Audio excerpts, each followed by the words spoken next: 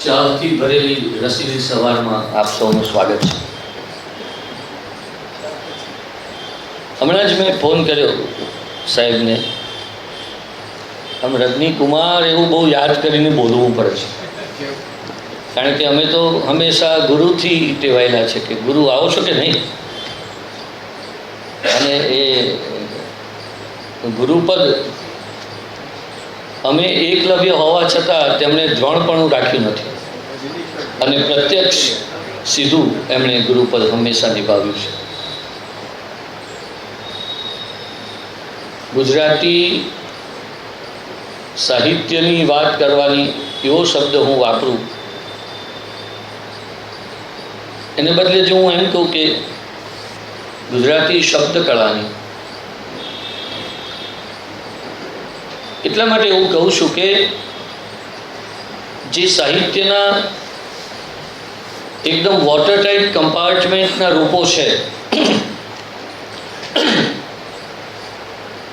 સાહિત્યમાં આમ હોવું જોઈએ તોય વાર્તા બને, તેમ હોવું જોઈએ તોય નવલકથા બને, આવા એવા વિવેચને લાદેલા જે કંઈ નિયમો છે એને પેલો સર્જક હંમેશા પડકારતો હોય છે. હમણાં જ ગુરુ ભગત સાહેબને સાંભળતો હતો ત્યારે એક નિરંજન ભગતને અમદાવાદમાં, ત્યારે એક મુગ્ધ બાળકે એમને પ્રશ્ન કર્યો કે આ તમે જે લખો તે એના બધા નિયમો મુજબ લખો કે તમે લખો એ પરથી નિયમો બને? સામો પ્રશ્ન કર્યો ભગત સાહેબે કે દીકરા તું મને કે વ્યાકરણ પરથી ભાષા બને કે ભાષા પરથી વ્યાકરણ બને? અને પછી એને સમજાવ્યું કે હંમેશા ભાષક બોલનારો, ભાષા પોતે એ જ સાચી, એ જ ખરી, અને વ્યાકરણવિદોએ એ બોલાતી ભાષામાંથી પોતાની પેટર્ન શોધવાની હોય છે. હંમેશા ધબકતું હૃદય, એ હૃદયની લાગણીઓ, ઉર્મિઓ, વિચારો મને તમને બધાને આવતા હોય, માણસ માત્ર હ્યુમન બીંગ, પણ એને પછી કળાત્મક રીતે અભિવ્યક્ત કરવું, ત્યાં પેલો સર્જક જન્મતો હોય છે, ત્યાં એનું સર્જન થતું હોય છે. 1950-55 એવો યુગ હતો મિત્રો ગુજરાતી ભાષામાં અને સાહિત્યમાં કે જેણે એક એવી શરતો લાદી હતી કે આમ હોય તો જ નવલકથા અને તેમ હોય તો જ વાર્તા, અને આ પ્રકારના નિયમોનો એક આખો યુગ હતો જેને સુરેશ જોશી યુગ એવું કહેવાતું. એણે માત્ર રૂપ ઉપર, રચના ઉપર, કળા ઉપર, આકૃતિ ઉપર ભાર મૂક્યો કે વાર્તામાં આકૃતિ મહત્વની છે, કથા નહીં. ઘટના રસ થઈ જવો જોઈએ, ઘટનાનો લોપ થઈ જવો જોઈએ. વાર્તામાં ઘટના જો વધારે હોય તો એ ગળે બાંધેલા પથ્થર જેવી હોય, એ ડુબાડી દે, વગેરે વગેરે વાતો. વાતો પણ રજની કુમારની બહુ જાણીતી વાર્તા છે. અને પછી એમાંથી આધુનિક યુગે, એટલે કે 80ના દાયકા આસપાસ, પોસ્ટ મોડર્ન, એણે વળી પાછા પોતાના મૂળ કુળમાં જવાનો, સંવેદનાઓને જ મુખ્ય દોરથી આગળ વધારવાનો એક નવો અભિગમ શરૂ કર્યો. મારે કહેવું જોઈએ કે જે યુગમાં માનવના વિચારો, લાગણીઓ, ઉર્મિઓનું સ્થાન ઓછું અને કૃતિની રચનાનું સ્થાન એટલે ટેકનિકાલિટી વધારે, પ્રયુક્તિઓ વધારે, તે યુગથી તે આજના યુગ સુધી બધા જ સમયમાં હંમેશા એવરગ્રીન રહ્યા હોય એવા બહુ આપણા ગણ્યા ગાંઠ્યા સર્જકો છે. સામા પૂરે પણ એ તર્યા છે, વહેતા નળમાં, જળમાં પણ એ તર્યા છે. એમાંના એક વાર્તાકાર, નવલકથાકાર, થોડા હળવા નિબંધોના લેખક એવા રજની કુમાર પંડ્યા છે.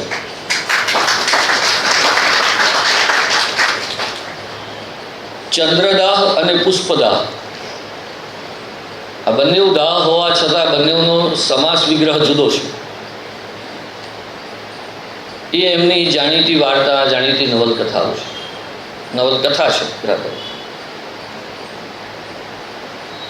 કુમારચંદ્રક એમને ફિલ્મોના બહુ સારા સારા એવા દસ્તાવેજીકરણ માટે, આપણા ફિલ્મકારોના દસ્તાવેજીકરણ માટે 31 થી 41ના વર્ષોમાં કુમારમાં લખાયેલી એ શ્રેણી માટે મળેલો ચંદ્રક છે.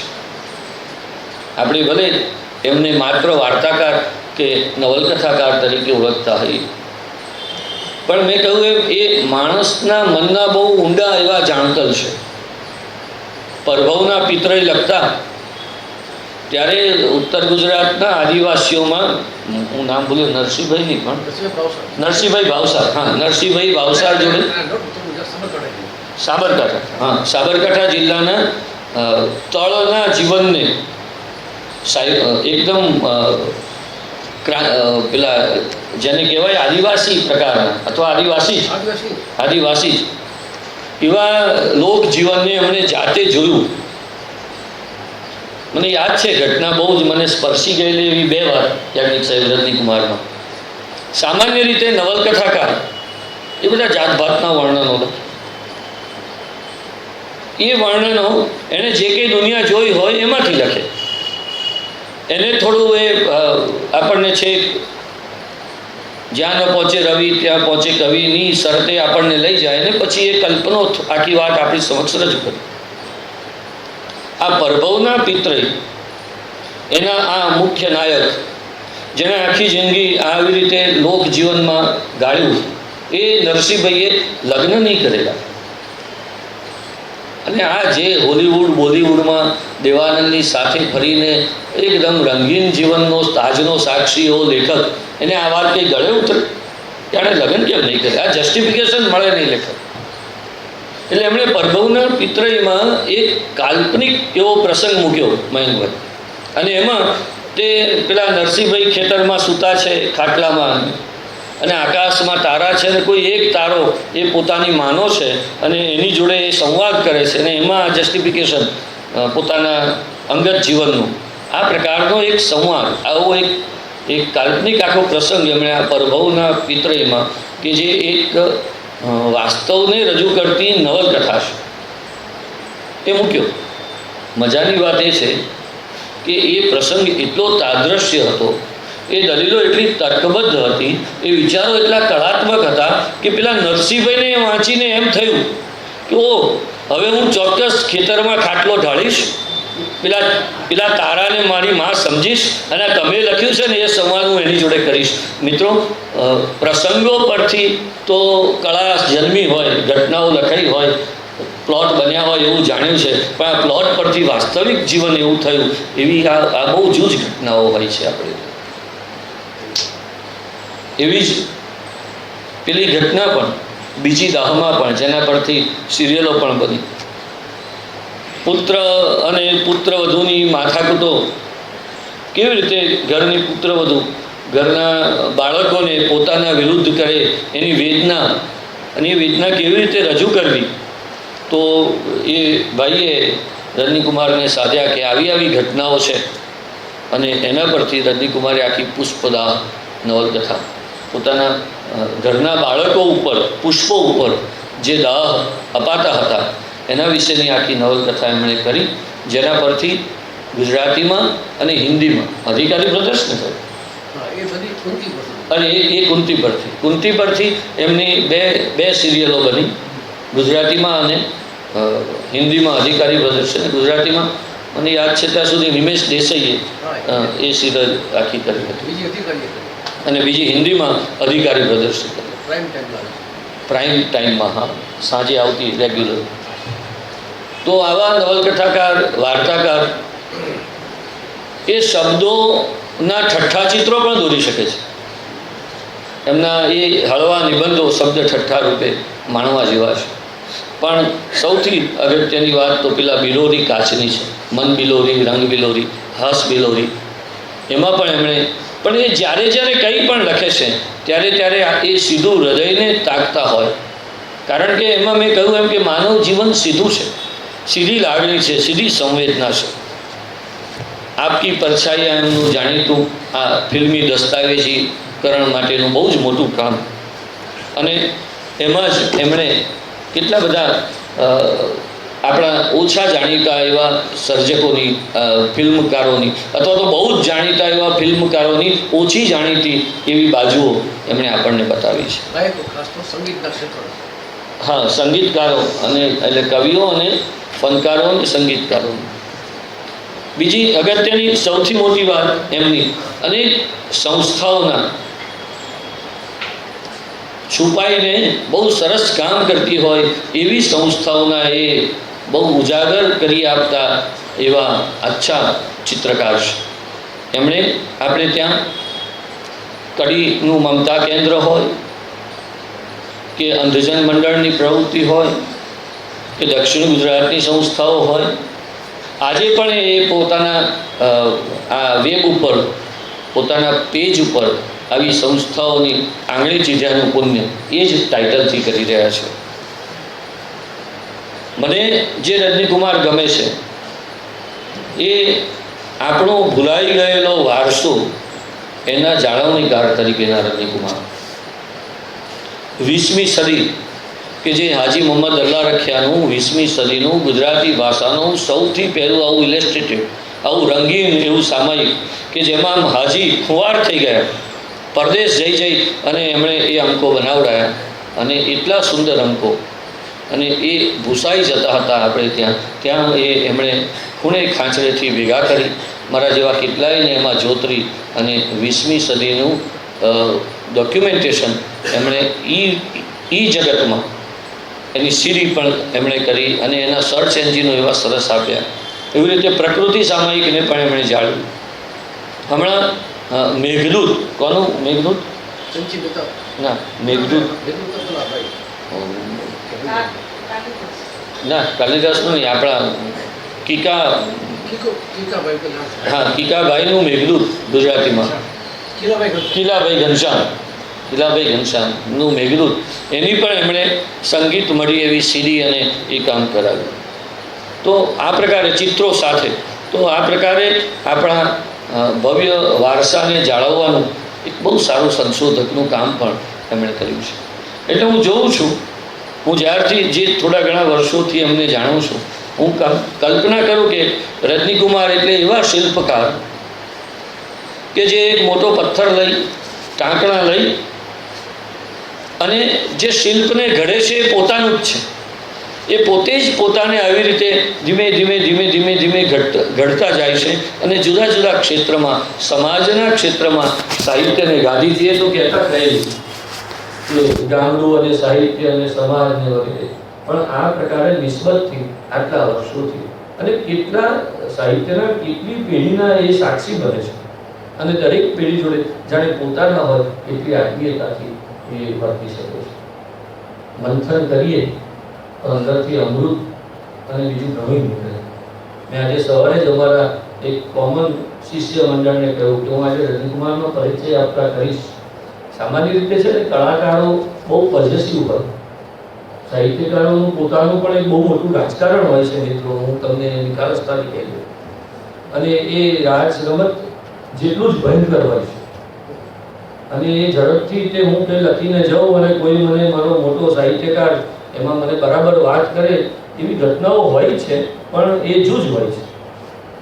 આ એવા સર્જક છે દવે સાહેબ કે જે સમયાંતરે વિયાયા છે, અને એમણે મારા જેવા કેટલાયને જન્મ આપ્યો છે. એમાંથી કેટલી સારી ઘટનાઓ કરી છે અને એનાથી ઊભું પણ થયું છે.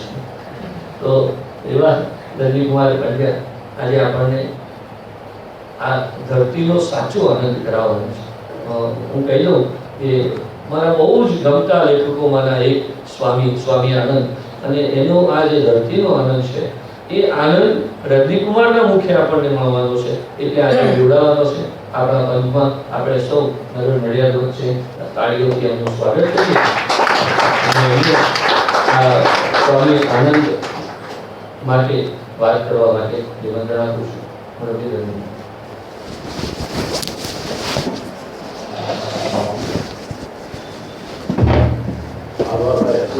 શ્રોતાઓ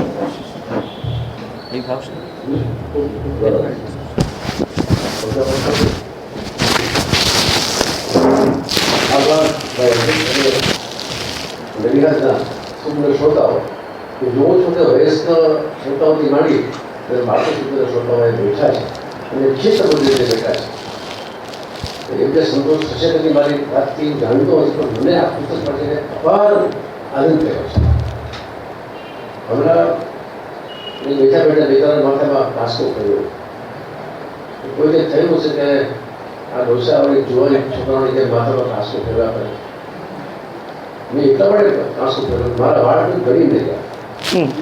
એટલા ઓછા થઈ ગયા છે. 77 વર્ષ મને માંડ એટલા બેઠા છે. છોકરા હોય તો બધા ગણી શકે, ન ગણી શકે એટલા માટે. અને હમણાં છેલ્લા એકાદ મહિનાથી મેં બધું બંધ કર્યું. ગાય કરાવવાનું બંધ કર્યું, વાળમાં તેલ નાખવાનું બંધ કર્યું. એટલે પંખા જ્યાં ફરતા હોય ત્યાં વાસણીઓ ના પડે. હું બધું મારા માતાની વાત કરવા નથી આવ્યો, આ પુસ્તકની વાત કરવા આવું છું. ધરતીની આરતી. આ પુસ્તક મને વર્ષોથી જેના પ્રેમમાં છે. જ્યારે પણ ફરી વાંચું છું ત્યારે કોઈ પણ જૂનું ગીત તમે ફરી સાંભળતા હોય આપણે ફરી એ ગીત કરી પોતાનો ચાર થતો રહે છે. આવા પુસ્તકો એનો ચાર, એનો પ્રભાવ, એનો કરિશ્મા કદી થતો. મને ગમતા ઘણા પુસ્તકો છે. એમ તો જ્યારે મને હર્ષિતભાઈએ પૂછ્યું કે તમે કોના પર બોલશો, કયા પુસ્તક પર, એટલે મેં કેવું કે ભાઈ ધરતીની આરતી. પણ આમ તો બીજા બધા ઘણા પુસ્તક ગમે છે. એટલે શંકરનું બંગાળી વાર્તાકાર શંકરની ચોરંગી મને અતિ ગમે છે. અનુવાદ છે ગુજરાતીમાં કરેલો શ્રીકાંત ત્રિવેદીએ. અતિશય સરસ, અતિશય મજાનો પુસ્તક છે. જીવનના રસથી ભર્યું ભર્યું આ દ્રશ્ય જીવન આપણને જોવા મળે એવું ચોરંગી છે. એવી રીતે મને મેઘાણીનું પ્રતિમાઓ અને પલકારા અતિશય ગમે છે. એ તો અદભુત કામ મેઘાણીએ કર્યું છે. એમાં તો મેઘાણી તો શબ્દનો સ્વામી હતો. પણ આની વાતો કરું છું તો થોડીક બેકર આપી દો આપણે પીઠીના. મેઘાણીએ એ જવાનમાં 36-37માં કે એ પછીના ગાળામાં ફિલ્મો જોઈ હોલીવુડની. અને એ વખતે ટેપ રેકોર્ડ નહીં, વિડીયોની વખત તો આવે જ નહીં, ટેપ રેકોર્ડ પણ નહોતા. અને વારંવાર ફિલ્મ જોવાની પણ જરૂર ન હોય. એવી રીતે એ જે ફિલ્મો જોઈ એ ફિલ્મોને એણે ગુજરાતી ભાષામાં શબ્દાંકન કર્યું છે. અને એટલું જ આ દ્રશ્ય કર્યું છે કે તમે પડદા પર જોતા હો ફિલ્મ એવું લાગે. એમાં એનો પ્રાણ એને ઉતાર્યો છે. એ વાર્તાઓ જે પ્રાણ ચાલીચક્રની વાર્તા બીજા કોઈ હોય પણ અદલો અદલ એ સીન ટુ સીન દ્રશ્ય એમણે વાર્તાઓ મૂકી છે. પ્રતિમાઓ અને પલકારા. સિનેમાને એ જ્યારે લોકો મગજભાઈ દેસાઈ જેવા લોકો જ્યારે સિનેમાને ધિક્કારતા, હલકું ગણતા, ત્યારે એમણે કહ્યું કે સિનેમા તો લોકોનું આત્મિક અન્ન છે. આ શબ્દો મેઘાણીના છે. એટલે આ પુસ્તક પણ મને લલચાવે બોલવા માટે, પેલું પુસ્તક પણ લલચાવે. પણ મારી પોતાની ભાષા, હું જે ભાષામાં મોટો થયો છું મારા સૌરાષ્ટ્રમાં, એ ભાષામાં પુસ્તક છે ધરતીની આરતી. સ્વામી આનંદનું મૂળ નામ હિંમતલાલ રામચંદ્ર દવે. લખતરથી રસ્તો પડે છે શિયાળી જવાનો. એટલું નાનું ગામ છે. બધા બધી વસ્તી અવધિ બ્રાહ્મણોની છે લગભગ. જેમ હળવદ બ્રાહ્મણો છે, આ પણ બ્રાહ્મણો છે. એમાં એ જન્મેલા 1887. 10 વર્ષની ઉંમરે એમના લગ્નની હિલચાલ થઈ. 10 વર્ષની ઉંમરે માત્ર. તો એ વર્ષે પણ એ ઉંમરે પણ એ બળવો કરવાની એનામાં એ વિદ્રોહની ભાવના હતી. અને એ દરમિયાન કોઈ બાબાજીએ એમ કીધું કે લગ્ન ન કરતો તો મારી જોડે હું તને ભગવાન બતાવીશ. એટલે ઘર છોડીને ગયા તે ગયા, સાધુ થઈ ગયા. થોડા સમય પછી રામકૃષ્ણ મિશ્રના સાધુઓની સંગતમાં આવ્યા અને બનાવટી સાધુ પુરુષ શું છે, અસલી સાધુ પુરુષ શું છે એ એમને સમજાયું. પછી બહુ મોટી વાત છે એની આત્મહત્યા તો છે પુસ્તક અધૂરું છે. એમાં એણે ફ્રીડમ ફાઇટર તરીકે પણ કામ કર્યું. ગાંધીજીનું યંગ ઇન્ડિયા હતું મેગેઝિન, એના તંત્રી તરીકે પણ કામ કર્યું. એમાં જેલવાસ પણ થયો. અનેક સ્થળે ફર્યા, જ્યાં જ્યાં ગયા ત્યાં લોકોની સેવાઓ કરી, આદિવાસી પહાડી લોકોની સેવા કરી. એનું જીવન બહુ ભાતીગળ અને એનું ગદ્ય એટલું પાવરફુલ કે એના પર લોકો બહુ ખુશ થઈ કે આપણાનું પુસ્તક બહાર પાડ્યું. પણ એ પુસ્તક પાડવાની વિરુદ્ધ વાત છે, પુસ્તક બહાર ન પડે. પણ બહુ જ આ લોકોએ કર્યો ત્યારે કંઈ સારું મને હોય ને બહાર પડો તો પાડો. બાકી હું નથી માનતો કે આવું પુસ્તક કરવું બધું બહાર. આમ તો લખ્યું છે મેં સ્વયં વ્યવહારથી. એમાંનું એક પુસ્તક બરફ રસ્તે બદ્રીનાથ, ઉત્તરાખંડની યાત્રા. પછી બીજા પુસ્તક વાંચ્યું જેના નામ તો ભૂલી ગયો. એ પણ આટલા બધા સબબ છે ભાષાથી.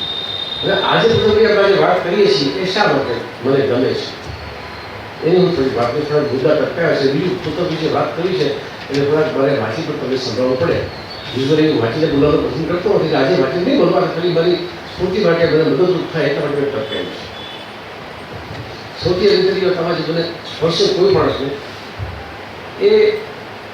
એનો ત્રિપરિમાણ છે. શબ્દચિત્રો છે 90%. 2-3 લેખો એવા છે જેમાં લોકગીતા જેવા જે શબ્દચિત્રો નથી, પેન પોર્ટ્રેટ નથી, નિબંધો છે. છતાં આમાં સાદો સંપાદન છે એટલે બહુ શબ્દ બહુ ફૂટે કર્યું છે એટલે સંપાદનમાં એ પણ લીધું છે. કારણ કે આમાં એ આવે નહીં. કારણ કે આપણી જે વાત કરવાની છે કે આ પુસ્તક જેના માટે મુખ્ય આકર્ષણ છે જેનું એ એના શબ્દચિત્રો છે, પેન પોર્ટ્રેટ્સ. મને પણ એ પ્રિય વિષય છે. હું પણ એ લખું છું શબ્દચિત્રો. બધાની વાત કરું છું. મને અંદર મોટી નહીં માનતા, મને પત્ર છે. મને કોઈ એમ કહ્યું એ વખતે જે બધા ઝપટા આપી કોનું શબ્દચિત્રો એ બધા આ પેન પોર્ટ્રેટ્સ. એટલે કોઈએ કહ્યું કે તમે સામે રંગની કોપી કરો છો. મને જરા આમ દુઃખ તો થાય ને કોઈ ટીકા કરે ત્યારે આ રીતે. એ સાચું લાગ્યું મને. કારણ કે મારી ભાષા પર એટલો પ્રભાવ છે એ ખબર થયું. પ્રભાવ છે, નકલ કરતો હતો. ચંચી બેટા મારા આ બધું વાંચે સંદેશમાં છે, બહુ રસીલા છે. એને પણ લખ્યું મારા વિશે બહુ સારું લખ્યું. પછી મેં કીધું મળ્યા મને ઘર વડોદરામાં.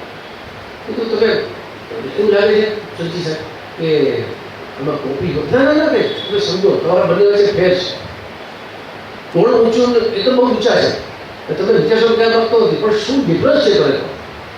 ડિફરન્સ એ છે કે સ્વામી આનંદે પોતાના પરિચયમાં જે પાત્રો આવ્યા એના વિશે લખ્યું છે અને અદ્ભુત લખ્યું છે.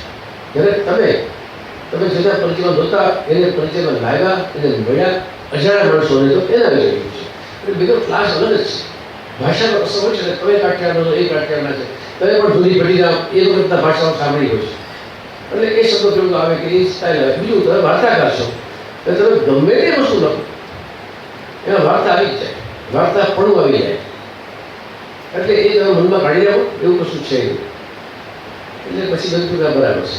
હવે ચંચી વાતમાં જે છે એ તમને કહું કે આમાં જે સૌથી વધારે અપીલ કરે એવી વાત હોય ભાષા છે શૈલી. બધી આપણે એક પછી એક વાત કરીશું. આપણે કેટલી મિનિટ છે આપણે કેજી કેટલી મિનિટ 10 મિનિટ હા થોડી કલાક બરાબર. તો ભાષા શૈલી, દસ્તાવેજીકરણ એ બધું આમાં છે. ભૌગોલિક વર્ણન બધું છે. પણ અપીલ એટલા માટે કરે છે કે કોઈ પણ ચરિત્ર લો તો એનું ત્રિપરિમાણી દર્શન કરાવે છે. મોની રુદરની વાત હોય કે ધનીમાની વાત હોય કે એના મગન માલિકોની વાત હોય, એ એક પાત્ર જે ઉપાડે છે એ પાત્રની ત્રિપરિમાણ બતાવે. આપણે ફોટો અને શિલ્પ છે શું ફેર છે? ફોટો સપાટ હોય છે, શિલ્પ ચતુષ્પરિમાણી ત્રિપરિમાણ જે કોઈ હોય છે. એમાં ઊંડાણ પણ છે, પહોળાઈ પણ છે, ઊંચાઈ પણ છે અને ઊંડાણ પણ દેખાય છે. આપણે આંખો બેસા માટે આવી છે. એક આંખ કેમ ચલાવતા નથી? કારણ બે એક જ આંખે જોશો તો સપાટ લાગશે, પણ બે આંખે તો ઊંડાણ પણ દેખાશે. એમ આનંદે સ્વામી આનંદે બે આંખથી આ ચિત્રો દોર્યા છે, જોયા છે પણ દોર્યા છે. એમાં જે ચરિત્રો છે એમાં એક છે મને અતિ ગમતું પ્રકરણ છે એ છે મારા ગ્રંથરીઓ. સ્વામીજી હતા તો પરિવ્રાજક, ખૂબ ફરતા. એમાં પહાડી વિસ્તારમાં રહેવાનું થયું અમને કે ત્યાં ગયા. ગાંધીજીને વલ્લભભાઈને નારાજ કરીને કે ચાલ્યા ગયા. એ ગયા એટલે મકાનની શોધમાં હતા, એટલે કોઈ મેજર ત્યાં રહેતા હતા. એક એવું કામ હતું કે જ્યાં લશ્કરી જે હોય ત્યાં જે લોકો નિવૃત્ત થઈ ગયા હોય લશ્કરમાંથી, એ લોકોનું કામ. એ બધા લશ્કરી હોય જવાનમાં, બધા પાસે બંદૂકો, બધા પાસે પોતાના જુદા યુનિફોર્મ હોય, એવા ગામમાં રહેવા ગયા. એક મેજર હતા, બહુ મીઠા બોલા, નામ કેવું નથી ત્યાં બોલું, પણ મેજર તરીકે ઓળખી આપણે. એ છે એની સાથે પેશ આવે છે ધીરે ધીરે, બહુ મીઠી ભાષામાં વાત કરે. પણ એ મેજરનું જે બીજું ચિત્ર છે શોષક તરીકેનું, અતિશય ધનલોભી માણસનું, લુચ્ચા માણસનું, ચોર, એ પણ આમાં ઉછે છે. એક બે એના એક જે મને ગમતી જે પુતળા છે એ વાંચવું પડે, એનું ચિત્ર દોર્યું છે, પછી ચિત્ર કઈ રીતે પલટાયું પડશે, એની એ વાત કરીએ આપણે.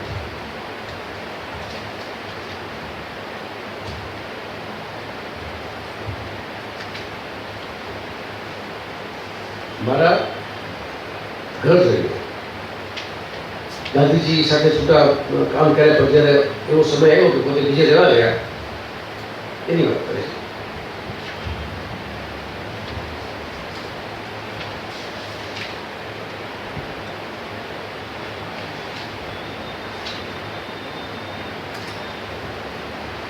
એ ભાષાનો તમે જોજો ભાઈ, ગામની ફોજી વસાહતમાં મળેલી જમીન પર મકાન બાંધીને 5-7 દીકરા દીકરીઓના મોડા કુટુંબ સાથે વસેલા મેજર ધીમે ધીમે હાજત બંધ. આપણે હાજતનું કામ ભૂલતી વખતે શું કરીએ છીએ, પણ હાજત એટલે જરૂરતમંદ પડોશી ફોજીઓની બીજી નાની મોટી જમીનો મેળવીને તથા 1 થી વધુ મકાનો બાંધીને ઢોર ઢાકર સહિત ખાસી બરકતમાં રહેતા હતા. એટલે સમૃદ્ધ રીતે જતા હતા, ખૂબ પૈસા મેળવી લીધે બરકત. આ ગામે હું એક બે વાર ગયો, છેલ્લો ગયો ત્યારે આ ફોજી મેજરના ધણિયાને મને સાધુ તરીકે બહુ જ શ્રદ્ધા ભક્તિપૂર્વક ભોજન કરાવે. ભોજન દરમિયાન વિનયપૂર્વક સામે બેઠેલા મેજર દંપતીને મેં એમના સુંદર ગામે લગા નીચાણે દેવી મંદિરની બાજુએ આવેલી ટચોકડી ધર્મશાળામાં કે એવી કોઈ બીજી જગ્યા નિયમિત બસે હતું. સ્વામીજી એટલે કે સ્વામિયાનંદ ખોરાક ખાતા હતા, માત્ર દૂધ પર જીવતા હતા. ક્યારેક કોઈ લીલોતરી હોય એ ખાય, બાફીને બીજું નાખીને, બાકી દૂધ એનો મુખ્ય ખોરાક હતો. દૂધ જ ખોરાક હતો, મુખ્ય નહીં, દૂધ જ ખોરાક હતો. તો રોજ બસે દૂધ મળે, જગ્યા મળે, તમારે લેવું છે. પછી એના મેજર કહે છે, नहीं कहीं जाने की जरूरत नहीं है, ये मकान मेरा है, नहीं आप रहिए, उसमें आप जितने कमरे चाहिए आज ही से आप समझिए अपना है. लकड़ी के तख्तों का बना बड़ा बरामदा भी है और दूध भी तो यहाँ घर का ही है, हमारी अपनी गाय भैंस सब कुछ है. जितना दूध दरकार हो जरूर, दरकार जरूर, जितना दूध दरकार हो इतना ले लीजिए. हमारे 200-600 है, अब તમે મારી આંખનું નૂર છો. પછી રહેવા જાય છે એ જ્યારે રહેવા જાય છે તો ફર્સ્ટ ने कैसे बनवाया मेजर सभी को प्रार्थना ये कि अभी का भोजन कि आप यही हमारे घर करें. समझिए कैसे मेजर साहब, मुझे दूध मिला तो और कुछ नहीं चाहिए, मैंने आपसे लिखा था कि दूध ही दूंगा. जी हाँ, लेकिन आज के दिन तो आप हमारे यहाँ भोजन करें. जी धन्यवाद, लेकिन मैं एक ही बार भोजन करता हूँ, शाम को नहीं खाता. शाम को 1 गिलास दूध मिलता है तो बस, जो आपकी तबीयत सब कुछ हो जाएगा. आज वगैरह કે આ મેજર કેટલો ભલો માણસ છે, કેટલી મીઠાશી વાત કરે છે, કેટલી આત્મીયતાથી એ પોતાનો સંબંધ સ્થાપિત કરે છે. ધીરે ધીરે ધીરે એનું સ્વરૂપ પૂરું થાય છે. गिरा ये समझिए कि क्या मेरा कुछ खास अधिक नहीं है. 4 कमरों के 4 और बरामदा, गुसल करना, टट्टे की जगह, सब कुछ मिला जुला कर एक 5 रुपये मावा, ये जब अपना 5 ढूंढ रहा है એ પછી દેશ પછી જોયું કે સ્વામીજીએ ત્યાંનો કમરો તો બધા ગંદા ગંदा છે, કેમ कमरा गंदा है? तो जी कमरों की सफाई इसलिए नहीं करवाई कि पहले आपकी पसंदगी हो, अब सफाई लिपाई होता है सबके साथ, तो बोले कि शाम तक आपको तैयार मिलेगा। बते स्वामी बदी मोटा विलासी हाँ शब्द करते हो तो शब्द तो समझे बदी मोटा विलासी सांज सुधीમાં માત્ર એક જ રૂમ માત્ર લીધી એક પાયો, પણ મારે ઓરંગામાં શું હતું કે મને એની ફિકર નથી। પછી અંધારું થયે મેજરનો નોકર ફૂટેલા કાચવાળો વગર ઉછે લાગે થોડો ફોટો હોય દૂષણો હોય એવું ગંદુ ને ખાંડ નાખે गरम दूध गिलास लेने आए होते हैं। मेजर साहब ने रात के लिए अपना लालटेन भेजा है, कहा है कल अपना खरीद लेना, दुकान पर मिलता है। फरस पर तेल हो मैंने एक आवड़े को ग्लासना दूध पर राखड़े तर बाजी गए। फरस पुरावता जता लोकोने बोलावीने कह્યું मेजर साहब ने कहेજો કે હું કાચું ને મોળું દૂધ પીવું છું, માટે આવતીકાલ સવારથી દૂધ ધોવાય એવું જ ગરમ કર્યા કે ખાંડ નખાવો એમને એમ સીધું મને મોકલો।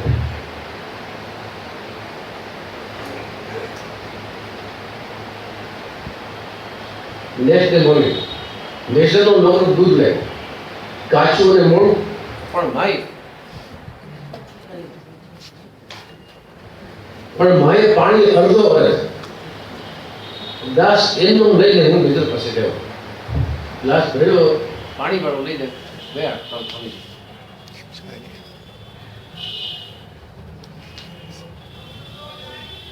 ખબર તો પહોંચે પણ મારી આંખમાં આ અક્ષરો નહીં પહોંચે, એ તો એનો ઉપાય છે। હા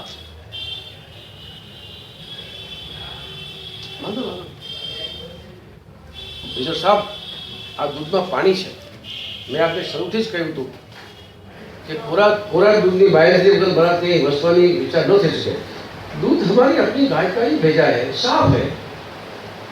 मैं उम्र भर दूध पर ही रहा हूँ, दूध में पानी हो तो मुझसे छिपा नहीं रह सकता।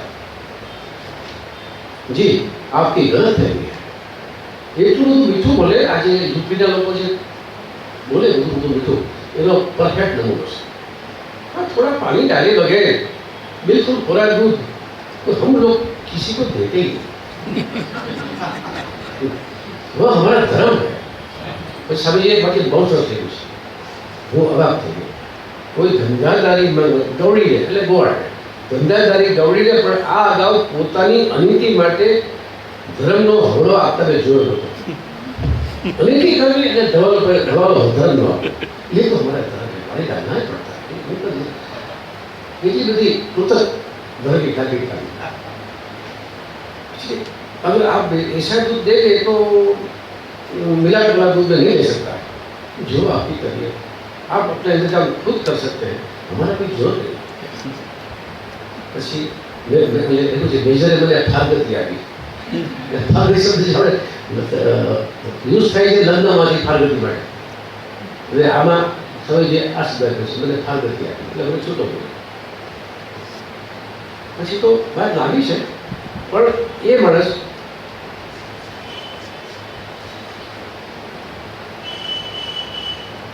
હળવો આપવા જાય સ્વામીજી એટલે સ્વામીજી આવશે જે વિષયની ખાતરી હોય એટલે એ દિવસે તૈયાર કરતા થઈ જશે। એ તો 5 ગણતા 5 ને બદલે 5000 ગણ્યો અત્યારે તો એ વળી આવશે। ચાય તો એમની પડી હોય, ચા સગડી હોય તો ચા ઉપરથી હોય નીચે બેસી ચાય લીજીએ, जो चाह भी तो पैसा देना पड़ेगा। तो सिर्फ दुआ नहीं, खास कोई कीमत नहीं है, ये मीठू तो नहीं था। पर एक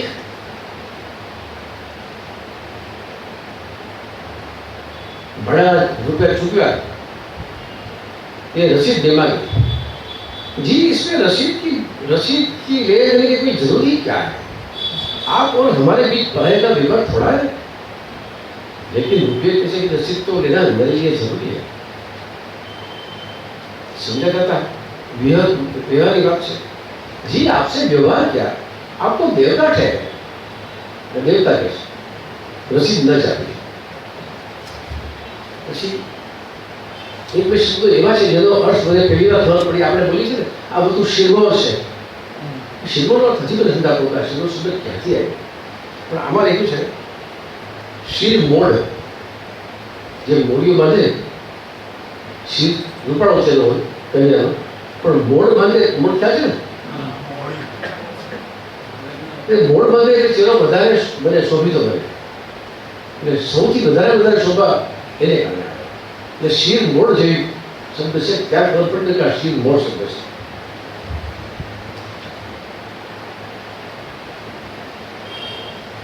બીજી આખા વિસ્તાર બહુ ધાક બંદૂક લઈને ફરે, ગોળી મારતો ના કોઈ પણ એવી હત્યા કરતા.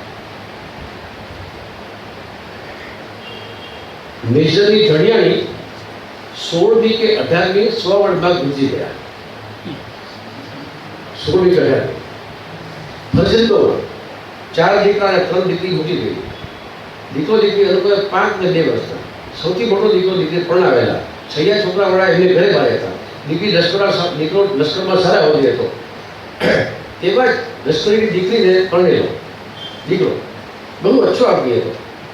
બીજો દીકરો ભણી ગણીને ઈચ્છા મુજબ પડીને અલ્હાબાદ કે ક્યાંક નોકરી કરતો. માના મળ પછી કદી ઘેર ના આવતો.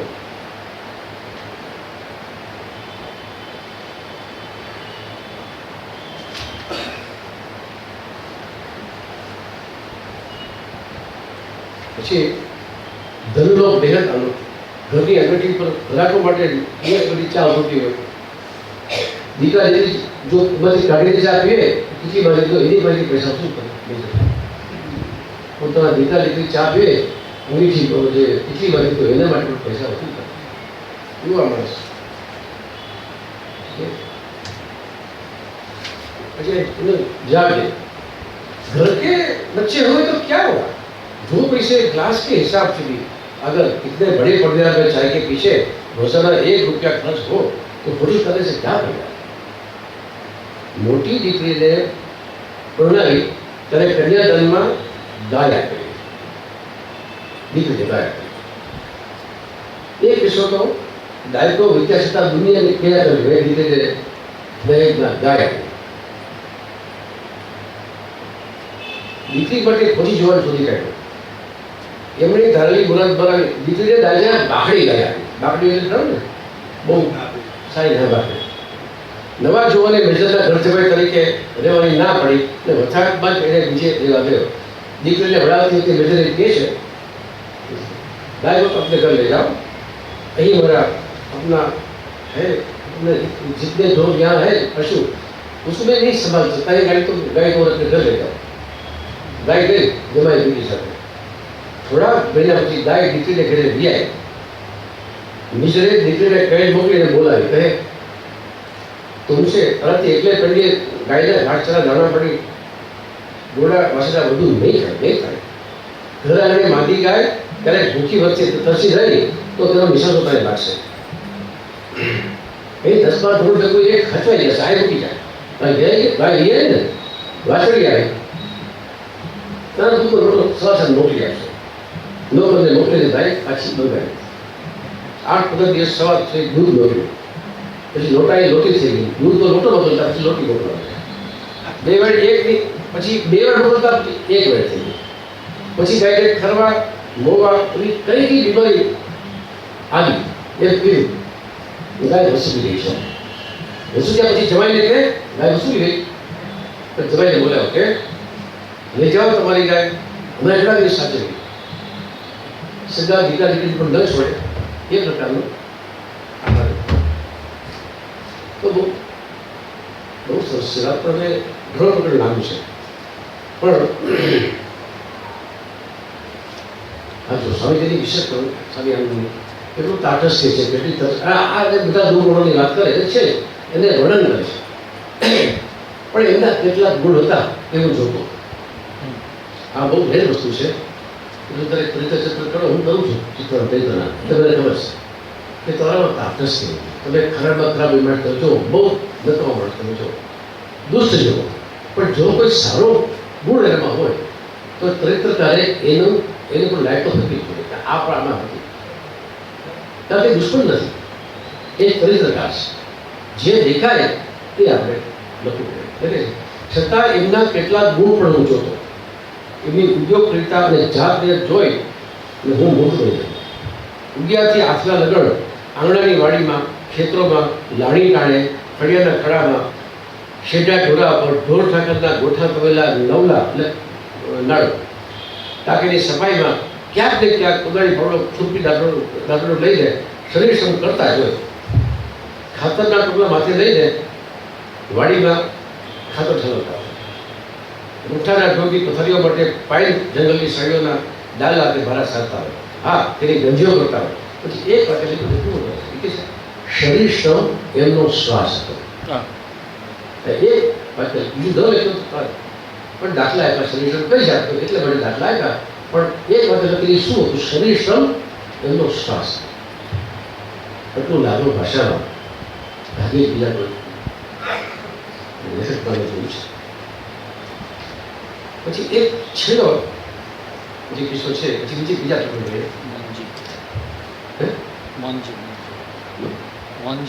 ના એ આમાં જ બેઝર એ કિસ્સો છે. બેઝર કોઈ કુટુંબ રહેવા આવે છે, પિકનિક માટે ત્યાં રહે છે.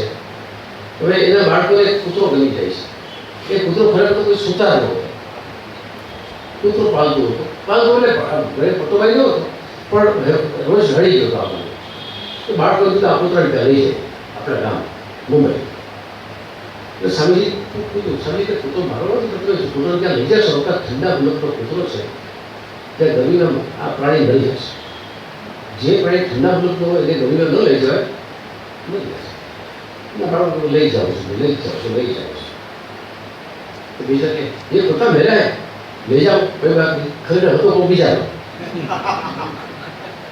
પણ પછી કૂતરાને લઈ જવાને ટાણે આપણી સાથે કૂતરાને ગોળી મારી. કૂતરો ભગાઈ ગયો. આ લોકો મુશ્કેલી લઈને દવાખાને માંડણ ઠીક કર્યો, લાવ્યા. ભલે રહ્યો થોડા દિવસ બીજી બેઠી કૂતરાને એક દિવસ નજરે મારી લાટી દો.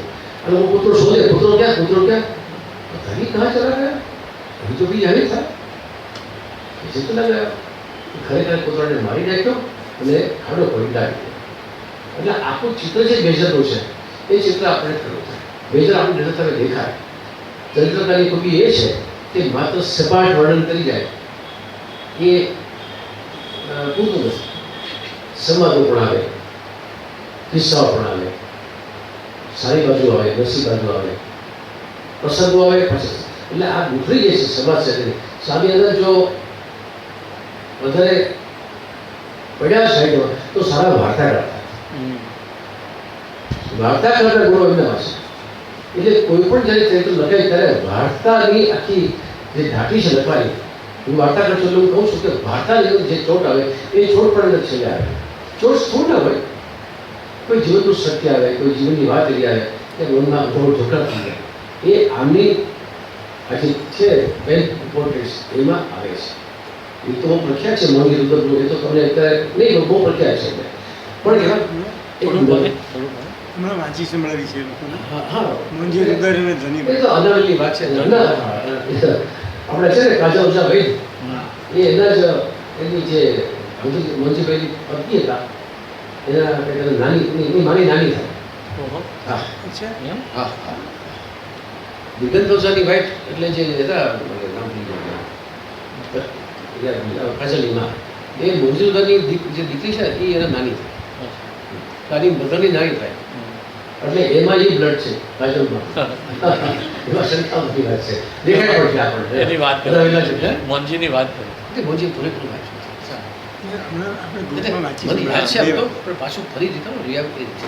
પણ જેટલું યાદ હતું સામાન્ય એટલે કોઈ એને નાક બાદ ઉગે છે મોજીદારને જે બળવો કરે છે ઠંડી રીતે કોઈ જાતનો એને શરણે ગયા વગર, એને તાબે થયા વગર એની પગલો પણ એટલો સાથ છે. એવું છે ને એની પગલો પણ સાથ છે. અને એ આખી વાત એવી સરસ છે કે ફિલ્મ બને એમ તો કોઈ ફિલ્મ બનાવે તો ફિલ્મ બની એવી વાત છે. પણ અત્યારે કોઈ બધી ફિલ્મ બનાવવાનું યાદ ના આવે કોઈને, પણ ફિલ્મ બને તો એટલી બધી પકડવાળી વાર્તા બને. પણ એને જોવાનો ક્લાસ, જોવાનો ક્લાસ ઓછો હોય છે ત્યારે. એટલે ન બને બાકી બનાવે કોઈ કે નેતા જે વાતો આ બની શકે એમ છે. એ વાત બહુ સરસ. પણ એક મને બીજું ગમતું જે ચિત્ર છે એ નગરોળ છે, હા, અદભુત છે. નગરો. સ્વામીજી ને સંગીતનો શોખ હતો, સંગીત વાદનમાં. એટલે એ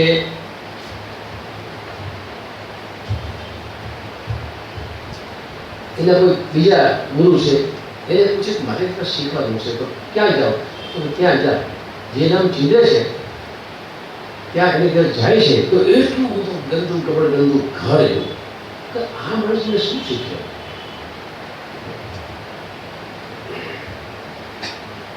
એ વખતે સ્વામીજીનું પોતાનું આત્મકથન પણ થોડું આમ આવી જાય. આ બધી કથાઓમાં, બધી ચિત્રોમાં સ્વામીજીની પોતાની આત્મકથન પણ વચ્ચે વચ્ચે આવી જાય છે, આપણે પરિચય મળી જાય છે એના કુટુંબનો. એ બહુ શીખવતી બને છે, એનો ભાગ લાગતો હોય છે. આમ બને છે કે સંગીતની ભક્તિ ઉપાસના અમારા કુટુંબમાં મારા દાદા વડદાદાની વાદળી ચાલતી આવેલી. મારા દાદા, પિતા, કાકા, પિતાઓ ઘણા ખરા સંગીત વાદ્યના હાડો હાડ ઘાયલ. રજાના બધા દિવસો કોઈને કોઈ જલસાઓમાં ઉસ્તાદોની તેના તો ભરવામાં વિતાવતા. સૌ મને કહે ઉસ્તાદોના કે સંગીતના વિદ્યાગુરુઓના બીજા તહેવારના હોય અને બીજા શાખા આપણે શીખવું હોય તો બીજા જે હોય એ આપણે શાખવું પડે તો શીખવા મળે. હવે જે પહોંચ્યા પહેલી વાર પેલા બીજા ગુરુ ત્યાં, એમને ત્યાં બપોર પહોંચીને જોઉં તો નાના મોટા ઉસ્તાદ કલાબંધોનો ડાયરો મેં અદબ વિચાર નવીને સંગીત કળાના એક કોટી ભાસ્કરે નમસ્કાર સલામ કર્યા. રજામાંથી પેલી ચિઠ્ઠી કાઢી બોલાવવાની. સંગીત વિદ્યાલય શુક્રાચાર્ય, કદાચ આંખે કાણા હશે. સંગીત એટલે નામ તો જ કહ્યું હોય. સંગીત વિદ્યાલય શુક્રાચાર્ય ચિઠ્ઠી વાંચીને જમણી આંખ પર છાજી કરીને મારી સમજ્યું. એક હાથ બંધ હતી, જમણી આંખે આમ કરીને જોયું સામે. એટલું બધું ચિત્રાત્મક છે મને. શુક્રાચાર્યની જેમ એમને એક જ વાત હતી.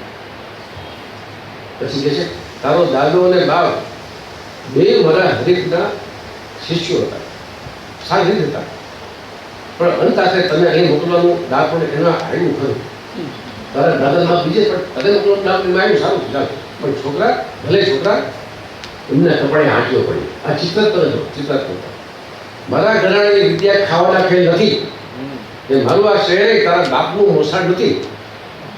જીવી શકે તો જો પેલો ઉસ્તાદ બેઠો બળ એને ત્યાં ને લેવા એટલું લે, તું લેતા થાકીશ એ લોટાતા નહીં থাকে ને ગળે આવી જાય ત્યારે આવશે કે ક્યાંથી થાક ત્યારે ગળે આવી જાય. જો ગળે આવી જાય ત્યારે આવજે મારી કરે, એના બે કાન વચ્ચે માથું કરી દઈશ. ઉસ્તાદ સંગીત ઉસ્તાદ પછી પેલો ઉસ્તાદ છે બીજો કે પેલા નગરોળ આ ખેલ તને ભણાવો. પછી કહે છે કે કીધું મેં તારી તરજો જેને શીખવજે તારા અપલખણ નહીં. અરે ના આપજે, તારા અપલખણ ના આપતા એને ખેલ્યો કે નખો ગયા. એક ઘોડપટ્ટો કાળું કલિંગડ ડાયરામાંથી ઊભું થયું. કોઈ માણસ હતો કલિંગડ તરબૂચ. એક ઘોડપટ્ટો કાળું કલિંગડ એટલે માથું હોય ને એટલે તરબૂચ કીધું. એક ગોળ મોટું કાળું કલિંગડ ડાયરા પાછળથી ઊભું થયું. હાથ જોડી અને નીચું જોઈને કહે જેવી આજ્ઞા ગુરુ મહારાજની. ગુરુ મહારાજ માત્ર કહ્યા જોયો ને આ તારો ગુરુજી ઉસ્તાદ મોરસદ જે કહેવું એ એના ભેદા થવું જોઈશમાં. એના ધમધડા જોખા બેસીશ તો ભણી ગયો. એના જો ધમધડા તો હું નાપીશ, ના પસંદ કહીશ તો ભણી. તું એને જીવી જાણીશ તો એટલું પામીશ. પછી જો તારો બાપ ને દાદો બેયના મોરસદના દીકરા આવીને મારા રૂપાની ચલમ ભરશે. જોજો એ જે વિદ્યા લેજે એનો લખણ શીખતો નહીં. નીકળ ધોબીના ઘરનો થઈશ એટલા સમજી જાય. પછી જાય છે ગુરુ જે ગુરુ નવા ચીન્યા ને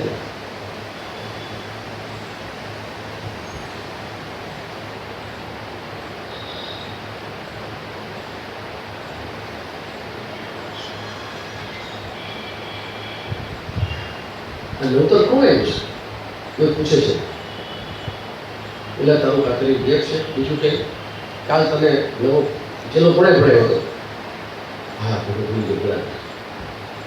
બીજું છે મોરસદ ગયા જરા ખસડા થઈ જાય. ઘણા ગુરુજી તને ભલું છે કે એ આપણી બોલી તારી સમજતો નથી. નીકળ તારી તોફા મોરચા પર આફરી થઈ જાય. અને તું આપણા આખા દેશનું કેવું ઘરેણું છો એ જો. આ તો ચેલો થઈને શીખવા આવ્યો છે. લોકો બીજો કોઈ પદ્ધતિ જો આ દેશમાં આવતા ને તારા જેવા જનાવરને જુએ તો દેશમાં લોક માટે કેવો અભિપ્રાય લાગે એ તો દીવા જેવું છે.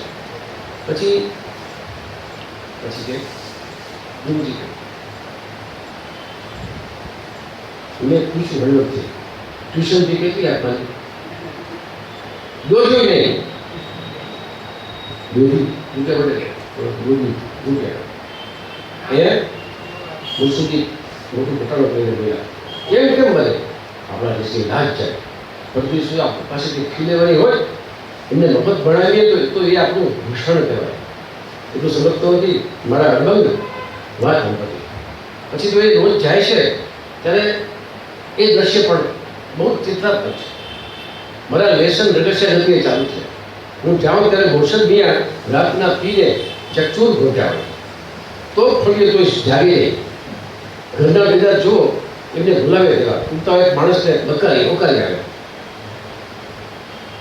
થોડાક દિવસ પછી વડા ગુરુજી પાસે ગયા એટલે કીધું સાહેબ ક્યાં મને રોટલો પણ ક્યાં મારાથી પગ દેવાય નથી. ગુરુજી સાચી વાત છે હું તારી મારી મજબૂતી બાદ પણ એને ઇન્દ્રની હલકાપુરી લેવા માટે આપો ને તો એ દિયા અગાઉ એના નેતા એવા કરી મૂકશે એ માયનું રાજ છે. એ ધરો ભૂંડ છે ભૂંડને ગારા ગણકી ને ઉકરડા બન્યા ન હાલે છે. પણ સાંભળ દીકરા એના રંગો એને મોબાઈલ તારે એને કાણી કોડી નહીં આપવાની. આ કેવું તને જોઉં છું તને એ કેવી રીતે નસીબાનો નથી. તો બહુ સરસ ચાલે છે. આમ છોકરીઓ જે સંતાનો છે ઘટાઘટ કરે છે આવું ચિત્ર બહુ ભયલો છે. ક્યારેક મારા પર રસી પડે ને કલાકો સુધી ભણાવે કલાકો ભણ્યા જ કરે. ન જોવે દિવસ ન જોવે રાત જીવ પ્રાણને કસમ એટલે બધો નીચો રહે મારી પાસે. ત્યારે પડી ભણાવવાની એવી તો હલાવેલી ઉપડે એની કે મચ્છી દુકાનેથી વડે ડીલે ગંધાતો દોડતો આવે અને હાથ બહુ કશું થયા વગર હું એમનો પ્રાથી મારીને મંદિર ભણાવવા નીકળ. ત્યારે એવું પણ કરે કે હું ત્યારે આવી પહોંચું તે અગાઉ રકું ચક્ર થઈ જાય.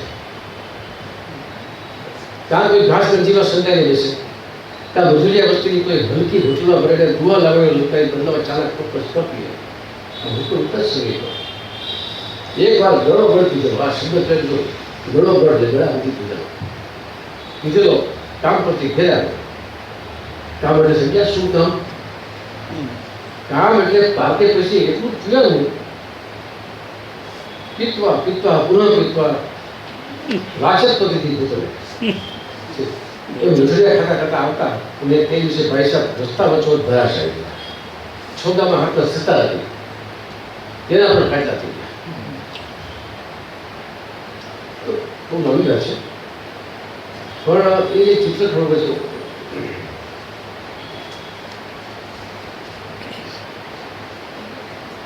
નાતાલનો દિવસ પગથિયે અડધો ઇંચ ધૂળ કચરા કાગળના વર્ણનથી આપણે ચિત્ર ખરું થાય છે. આપણું જોવાની વાત છે સામેથી કળા.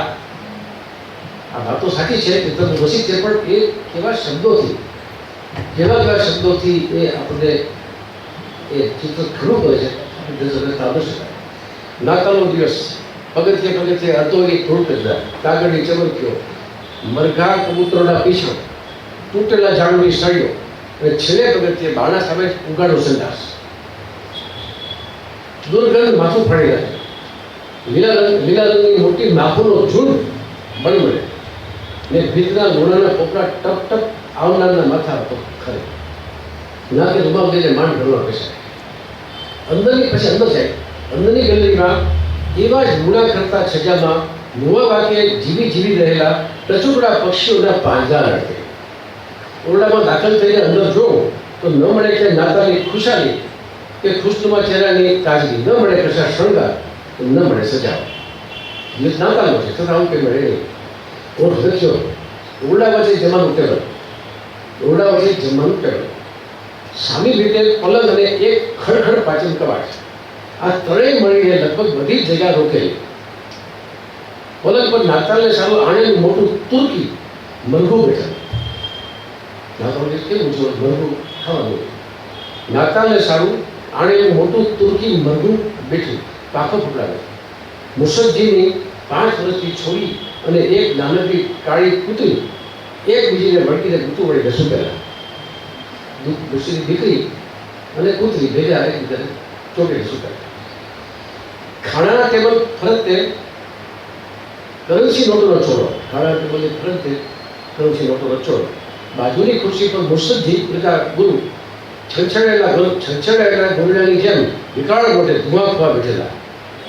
તેમની ફરતે મા ગોરાણી. 2 દીકરીઓ એકબીજાના વાળ ખીચી જાય, એકબીજાની ઉપર ઝડપીને ટેબલ પરની નોટોની છૂટાછૂટ કરે. રૂંગા, હોકારા, દેકારા, ઘટાઘાટ અને બરાડા. આટલા શબ્દો આપણે એ રાખીએ નોકરિયા. રૂંગા, હોકારા, દેકારા, ઘટાઘાટ અને બરાડા. કાલે પડ્યું સમજાય. મુસદ્દી મુક્કા વગર વરસકા કરે. બૈયર એટલે ધ્યાન હતું બૈયર દીકરીઓની 3 પેઢીને ઉદ્ધાર કરે. દીકરીઓને ઉદ્ધાર ના દરેક જગ્યાએ તફાવેલી નોટોવાળી મુઠ્ઠીઓને બાદશાહ ખોલતા જીપ આવીને મથાણ કરે. છોકરી મુઠ્ઠી વાળી લીધી મુઠ્ઠી ખોલાવે. સફરે જાય આ ઢંગ ધાંધલ જોઈને હું તો થીજી ગયો. ભોજન રસોઈની પણ કશી તૈયારી મેં ન જોઈ. જોયા નતરા છૂટાછૂટ જોયા કુકર મારાથી ન રહે. મુર્શીદજી આવડી ધાંધલ શી થઈ પડી છે? કોઈ પૈસાવાળાને ગળે ટૂંપો દઈને તો બધું કપડા કે આવ્યા નથી ને. આવ ભલો આવ્યો, નસીબદાર ખરો. આ છોડ્યું હું કરીએ નવા ગયું હતું ત્યાં ઘરેથી મોટો મચ્છી ડાલિયા લાગ્યો. એ વેચ્યો ને ભાવે સારો આવ્યો. આ તારે દીકરા કહી જઈને પોતાના હાથમાં મછલી લોટો કબાટના ખાનામાં ખોસી દીધો. છોકરોને કહે, સાંભળો, આ પરદેશી કહે છે તમે કોઈ સ્ટ્રીટ સાફ કરે ટૂંપા દઈને આવો છો. છોડી રડતી હતી. લગાવવા મારા સામે પછી પોતાના બાપના મોસાને જોઈ. પછી એવી તો મોટેથી હસી પડી કે જાણે સપના લઈને ખસી ગયો. પછી તો બહુ લાગી વાત છે. આખું ચિત્ર નગરોળ હોવું પણ છતાં આમાં સંગીતનું નામ કેટલું ઊંચું હતું, કેટલો ઊંડા એ સંગીતો જાણતો હતો. એ 2 વસ્તુ એક જ વ્યક્તિમાં જોડાજોડ ચાલી જાય. એટલે એ જો તો આ ચિત્રની અંદર એમણે મનુષ્યની અંદર જે વસ્તુ સારી ખરાબ એ વસ્તુ ભેગી રહેતી હોય છે એની વાત કરી છે. બીજી વસ્તુ મને સ્પર્શી ગઈ છે પ્રાણી દયા. 2 વસ્તુ એવી છે કે જે આપણે પ્રાણી દયા માટે આપણે થાય કે સ્વામીજી પોતે પણ એટલા બધા દયાળુ હતા, કરોડો હિંમતવાળા હતા. કોઈ પ્રાણી કોઈ મારતું હોય તો એને બચાવ્યા. હવે એ વાત આવે છે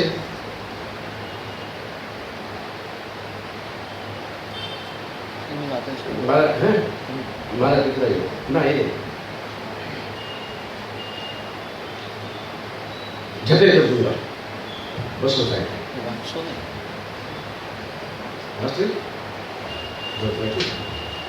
એક ટાંગા વાળો છે, ઘોડાગાડી વાળો, જે એક જ ટકતું હોય આગળ એટલે ચલાવે. એમાં એકો ગયા તો કર્યો હતો. બસ સામે જ્યારે બેસાડે છે ક્યાંક જવા માટે એક આનું ભાડું કરાવ્યું છે. અને પછી એક ઠેકાણે ટકટું અટકીને ઊભું રહી જાય છે. અડિયલ ટકટું નામ છે અડિયલ. અડી જાય એવું ઠેકાણે અડીને ઊભું રહે. અને પછી પેલો માણસ છે મારે છે ચાપ પછી તો ઢોકે મોટાનો ચોકડો ખેંચે એટલે મોટું છોલાવી જાય. ટકટું વધે. સમજી મૂકે છે ભાઈ રવા ત્યાં તો ઊંઘું પ્રાણી છે નથી હું જતો ચાલી જાય ન કેમ જાય આ અને પછી જે ચાલે છે એને ધમકાવે છે, પોલીસની ભીખ બતાવે છે. એની વાત છે. ટમટમ ગઢનો ખોળો મેળવીને હાંકેલું એક ટકટું લગામ લીધે હાંકેલું. એવું જ ટકટું ખપ ગતું અટક્યું. મને થયું ચેલામાં મોટો પથરો કે કશું કાઢે આવ્યું પણ હાંકેલું નીચે ઉતર્યો. ટકટુની લગામ પેરે ઘોંચવા મળી. મેં પૂછ્યું ક્યાં વાત નો જ્યારે મને હું સમજો ટકટું પેલા ચોપડાએ કહ્યું હતું તેમ સાચે હતું અડિયલ. તે અડી કહીને પડ્યું. પેલો લગામ ભો છે નાની નેતરની દોરડી બાજુ ચાબુ ફટકાય બહુ વાર બેઠો પણ પેલી બચત ના આપે. એ નીચે બેઠો ચોપડીથી જાલી આગળ જવા કહે છે, પાછો મુચકારે પંપાળે ફરી બધું ચોખ્ખું તોડીને એ અગાડી કહે છે બધું વ્યર્થ. એટલે પાછા સીટ પર આવીને ડાબે હાથે લગામ દોથી જમને હાથે ટકટું વળી પાછું પકડવા પડ્યું. ફટાફટ વડન બહુ ગઈ બસ. હું ત્રાસી ઉઠ્યો. એટલે અહીંયા પલિતા શું માંડ્યું છે? કોણ છો? આદમી છો કેવો? कि हिमांश आप बैठे रहो, हम हमारा काम कर रहे, अभी चलेगा 100 का बच्चा कहाँ जाता है, पर तुम उसे मारते क्यों? तुम्हें अपनी जागृति की रह नहीं, उसके होते होते तो हमारी रोजी चल रही है। हमें चुमा की बात मत दिलाओ, हमको उपदेश, तुम मुझे उपदेश ना, आपसे बहस करने के लिए हम फुर्सत नहीं है, हमें अपना काम कर लेगा, તમામ કરીએ જોઈ જાય વળી ઉતરે અડિયલનું ચોખ્ઠું જાય, ચોખ્ખું ચોખ્ખું ચોખ્ખું જીવ પર આવીને ખેંચવા માંડે, ટટુના ગોલો પર છલાય, અંદર કાંઠ ટટુના ખીલા હોય, પણ પેલું ટટ્ટુ કોઈ ટટ્ટુ એની સામે 30 માળખાના કાંડા વાળામાં કેટલું જોયું ટાઈમ બોલો થઈ ગયું. એટલે આખી જે વાત છે આ આખી વાત છે એ ખરેખર તો હું બોલું છું એ માત્ર એના ઉપરનો આશા છે. ખરેખર આટલા શબ્દોમાં એનું મૂલ્યાંકન ન થાય. મેં જે નોંધ કરી છે મારા માટે, એક તો એની ભાષા તળપદી કાઠિયાવાડી, નામથી નહીં પણ ખાસ તો બોલચાલની ભાષા જે અમે સાંભળી છે, મારી પેઢીના માણસોએ સાંભળી છે, અમે કંઈ ન સાંભળ્યું. મને 77 થયા એટલે બે મારી મા પાસેથી સાંભળેલી જ ભાષા. એ ઉપરાંત બીજી ભાષા પણ જાણે, ક્યાંક મરાઠી ભાષા પણ છે, પછી આપણા ગુજરાતમાં જ અનામીની ભાષા કેવી હોય, કાઠિયાવાડી કેવી હોય, ભાષા ભેસાવાની કેવી હોય, એ બધું ભાષાના બરાબર લડણ અને જીવી છે એટલે અનેક ઠેકાણે એનો પ્રયોગ કર્યો છે. એ મોટી થોડી જે છે એની લક્ષ્ય એ વચ્ચે સમાજ આવે, ધોરણમાંથી માણસ કંટાળી જાય, થોડાક સમાજો મૂકે એ માટે આગળ ચાલે, એ પાછું વર્ણન આવે એટલે વાર્તા જેવું આપણને એનો વાર્તાનો સ્વાદ મળે. અને ખરેખર એમાં વાર્તાત્મકમાં છે પણ ખરી. આ ભાડું ભરવા જાય પેલો વિસરી ને પછી ભાડો ઉતારતો જાય અને ઉચ્ચું બની જાય, એ વાર્તાનો અંતનો રસ છે. એની પોતાનો પરિચય પણ એમને આપ્યો છે વચ્ચે વચ્ચે આપતો ગયો છે. અને જીવનના ચરિત્ર સત્યો પણ એમને ઘણી વખત ઉજાગર થાય છે. એટલે આમાં તો ખરેખર એક એક પ્રકરણનું વાંચન કરવું જોઈએ અને એક પ્રકરણ પર એક બેઠક કરવી જોઈએ. કોઈ જાણકાર ભૂલિતભાઈ જરા ભૂલતા બેઠા છે, પછી પોતે પણ બહુ સારા દુકાન છે, એક પ્રકરણને વાંચો, બીજું કંઈ વાંચો, પછી એનું મૂલ્યાંકન કરો તો આખું બન્યું છે. તો આમ તો એ 10 જ મિનિટ.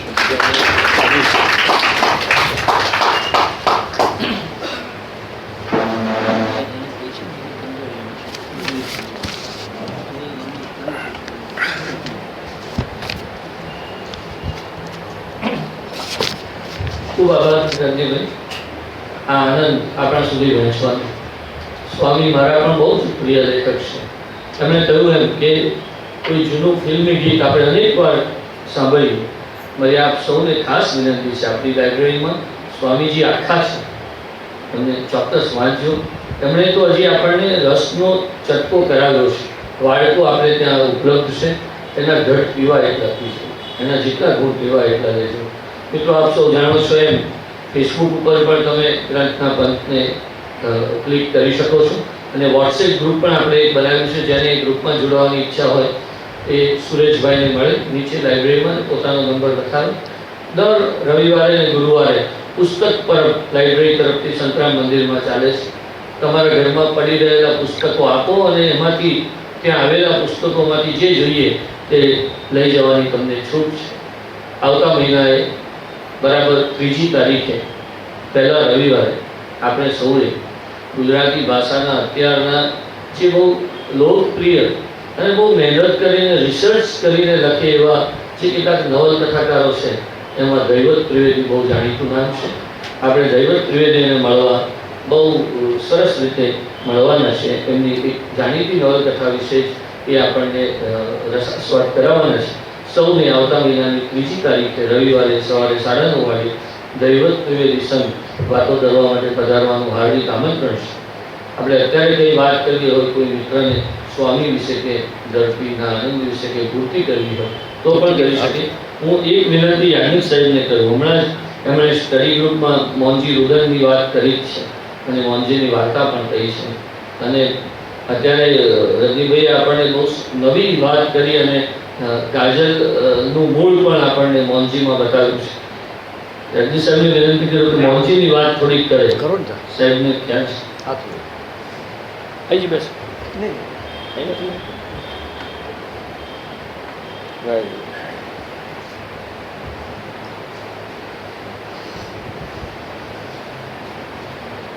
બહુ મેસેજ આવી ગયો.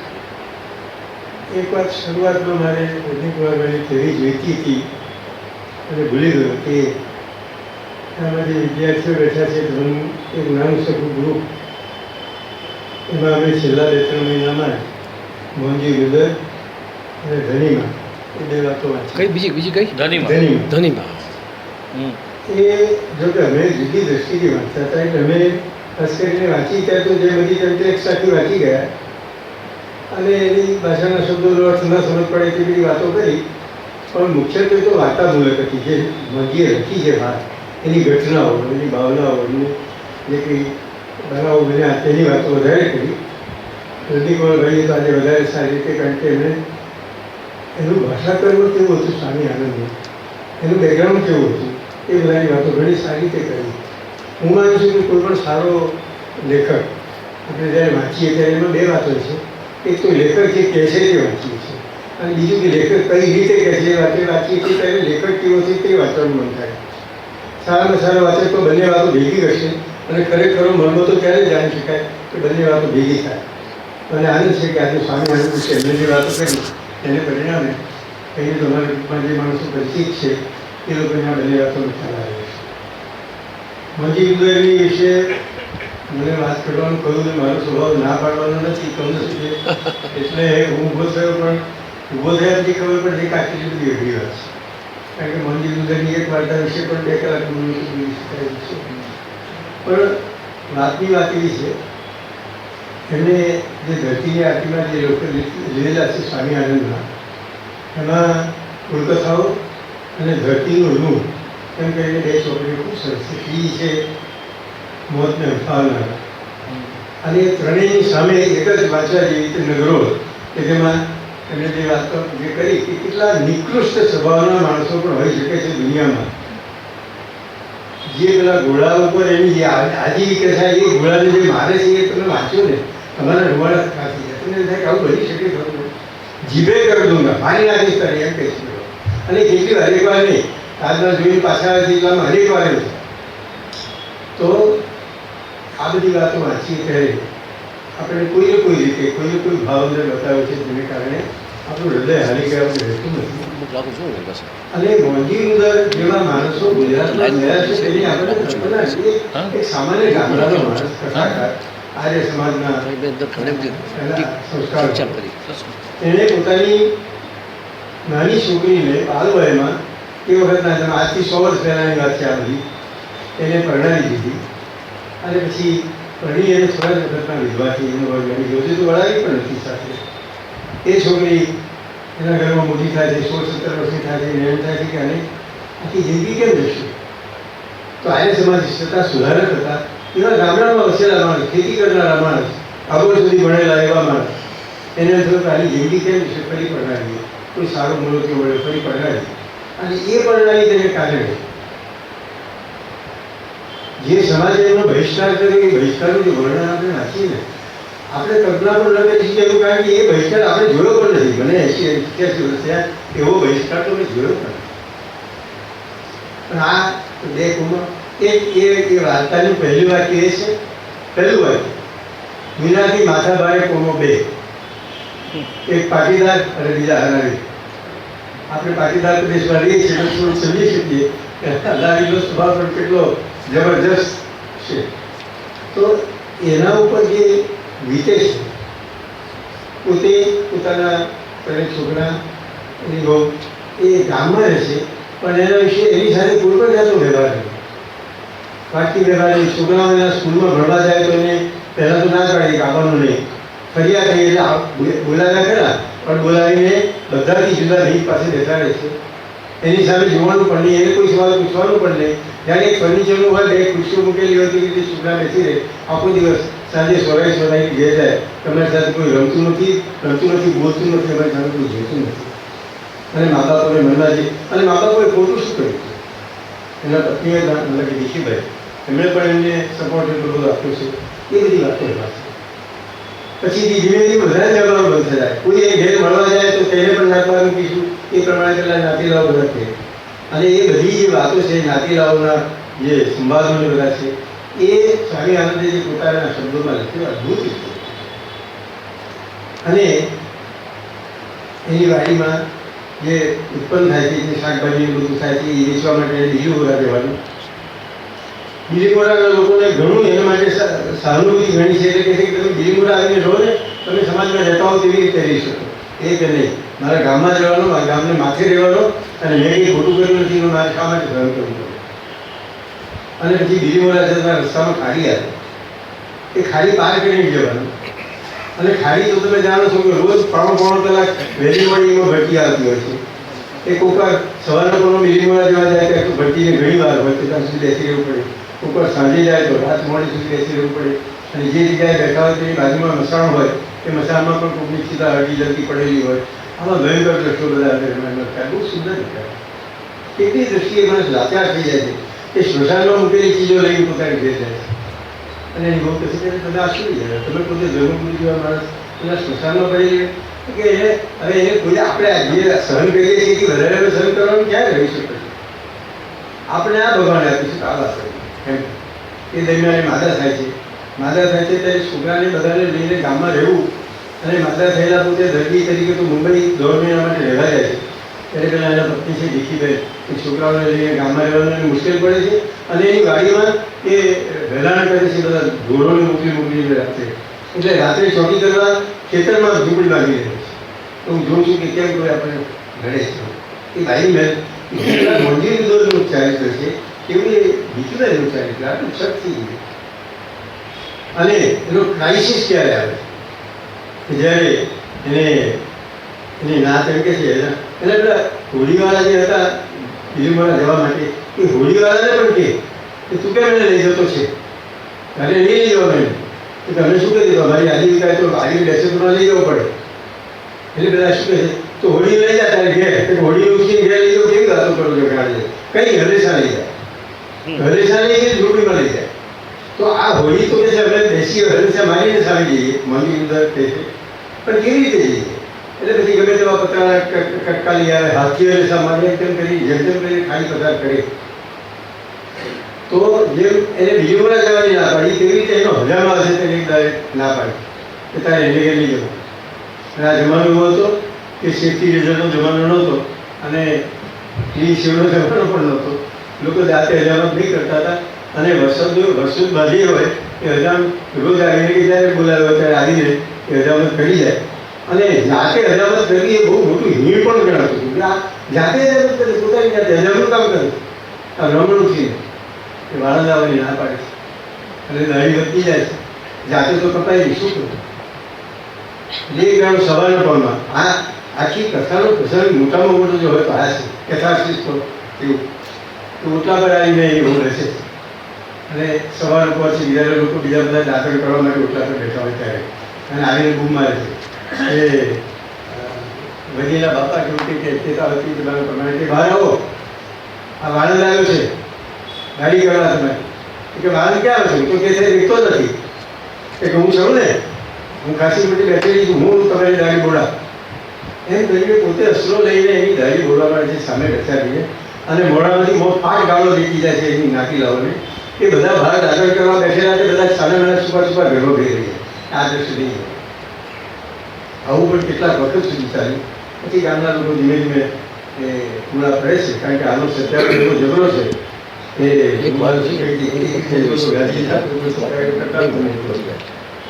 અને આ વાત વાંચ્યો આ પ્રસંગ વાંચ્યો અને તમારી આંખમાં સુનાર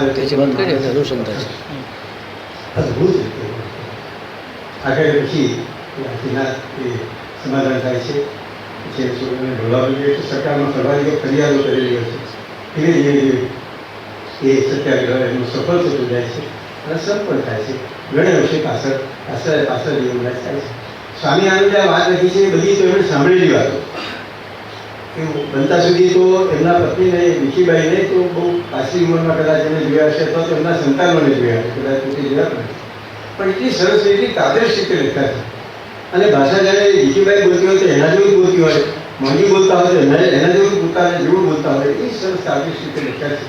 મને લાગે છે કે એમની વાર્તાઓમાં કદાચ સૌથી વાર્તાઓ કહેવાય કે ચરિત્રાત્મક લેખ જે હતો એમાં કદાચ સૌથી સારો અને સૌથી મૂવિંગ હૃદયને હલાવ્યું કે તો આ પ્રસંગ એને વર્ણવેલો છે. એ ઉપરાંત ગરિમાના અને બીજા બધા પણ ઘણા સરસ છે. એક ક્ષમતાના મેળું કરીને એક અદ્ભુત વાત છે એમાં મારી ખાસ ભલામણ કે તમે આ વાંચ્યો. હું તો ઘણી વાર એમ કહેતો છું કે વ્યક્તિત્વ વિકાસની બધી શિબિરો ભરીને 2-3 દિવસ સુધી આપણે ભરીને સાંભળીએ છીએ એના કરતાં 3 કે 4 વાતો વાંચો તો એમાં ઘણું ઘણું વધારે કરેલું છે અને હું માનું છું કે તમે એને માણશો.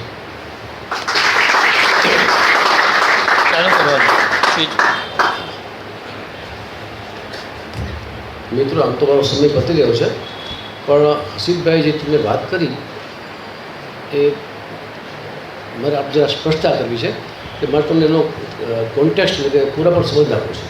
એ વાત જે કરી એ નરસિંહભાઈ ભાવસા નામના જે હતા લોકસેવક એ પોતાની મા સાથે સંવાદ કર્યો. હકીકતમાં શું હતું એ કહું કે એક નરસિંહભાઈ ભાવસાર એટલે કે આઝાદી પહેલાંના કાળે જેને આદિવાસીઓને ભણવા માટે આજીવન બ્રહ્મચર્યનું વ્રત લીધેલું અને એને માટે માર્ગ બધેલો રાજ એને છૂટ ના આપે શાળા ખોલવાની પણ છતાં શાળા ખોલે એટલે રાજના પોલીસ આવીને મારી મને એનો ગળો તોડી નાખે.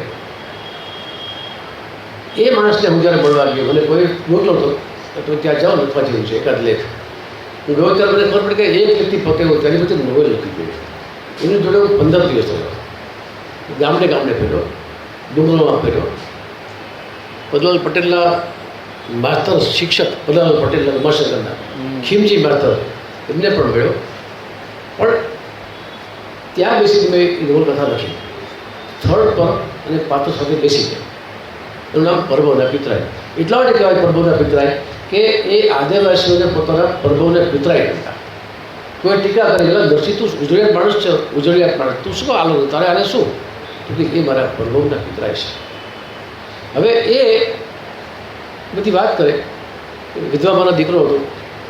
મારી ઈચ્છા હતી કે દીકરો પરણે ને વંશ આગળ ચલાવે પણ આને પરણવું નહોતું. એને આદિવાસીની સેવા કરવી હતી પણ છતાં માની ઈચ્છાએ વશ થઈ એને સગાઈ પણ કરી. એ કન્યાનું નામ હતું હીરા. 15 શ્લોક થયો હશે પણ આને લગ્ન નહોતા કરવા તો મારી ઈચ્છાને કારણે એને વશ થવું પડ્યું. પણ લગ્ન થયા પહેલાં બાનું અવસાન થયું. એટલે નરસિંહભાઈએ લીધું ડાયરી ભાગ હું જેને સગાઈ તોડીએ. જ્યારે આ પ્રસંગ મને લખવાનો આવ્યો ત્યારે મારામાં રહેલો સર્જક જરા અચકાયો કે બાને જે વસ્તુ ગમતી હતી, બા જેને માટે ઝળકતી હતી એ તમે તોડી નાખો. એ કાંઈ તમારો જીવ કેમ ચાલ્યો હશે? તમે કાંઈક તમને મનોમંથન થયું છે ને તો બધા માણસોને પછી પોતે મનોમંથન થયું હોય ને એ લખતા ના આવે. બધાને સૂચે એ લખો. ખરેખર એ અગત્યનું છે. સગાઈ તોડી નાખે એવું અગત્યનું છે ઘટના તરીકે પણ એ પહેલાં એના મનમાં શું ચાલ્યું મનોમંથન એ વસ્તુ મારે માટે અગત્યની હતી. એટલે મેં પૂછ્યું નરસિંહભાઈ તમે કાંઈ દુઃખ નથી મનમાં? શું જઈને તોડી આવવાની પણ મારું મન માનવા તૈયાર નહોતું. એમ તો હું સર્જક છું, મારે કંઈક એમાં ઉમેરવું જોઈએ. એવું ઉમેરવું જોઈએ કે જે સત્યની લગોલગ હોય. એટલે કલ્પના સત્યની સગી બેન જેવી હોવી જોઈએ. એ લેખક ઠેકાણે કે તમે કલ્પના ઉમેરો તો એ સત્યની સગી બેન જેવી જોડિયા બેન જેવી હોવી જોઈએ કે સરખી જ લાગે. એ પછી રોજ અમે ત્યાં રોકાયો હતો એ રોજ એ અંદર શું એને હું ફળિયાતો છું રાત્રે થોડું લખું પછી સવારે વાંચવા આપી દઉં. પછી મેં એ પ્રસંગ જે લખ્યો ભાઈ હસીને વાત કરી આ પૂજા મલકાણ છે એ પણ મારા મદદથી ખબર છે વાતથી.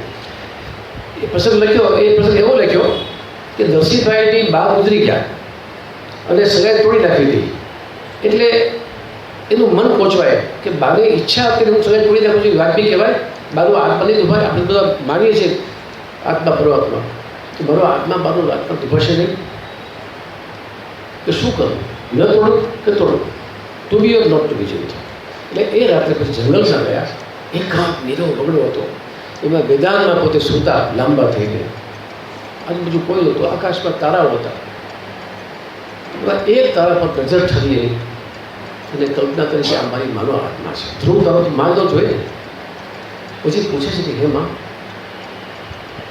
તું શું કહે છે? આ સગાઈ રાખું કે તોડી રાખું?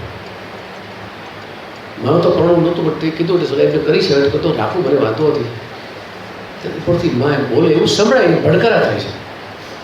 ના બેટા, મારા પેટ એ શબ્દો આવે છે. મારા પેટ, મારે તારે સંબંધ ખરો, પણ મારે દુનિયા જોડે કોઈ સંબંધ નથી. હવે તમને જે યોગ્ય લાગે તે કરો. એ દીકરાને તમે કહેતા હતા માં, તમને બેટા ઠીક લાગે તે કરો. એમનો સંવાદ કરી પાછા હળવા થઈ ગયા. અને પછી પેલી સ્ત્રી પાસે જઈ, કન્યા પાસે જઈ, એના જે કંઈ હતું લેવા એ બતાવ્યા. આ મેં લખ્યું. હવે આવું બધું તો નહોતું જ, બધું મને ખબર નથી.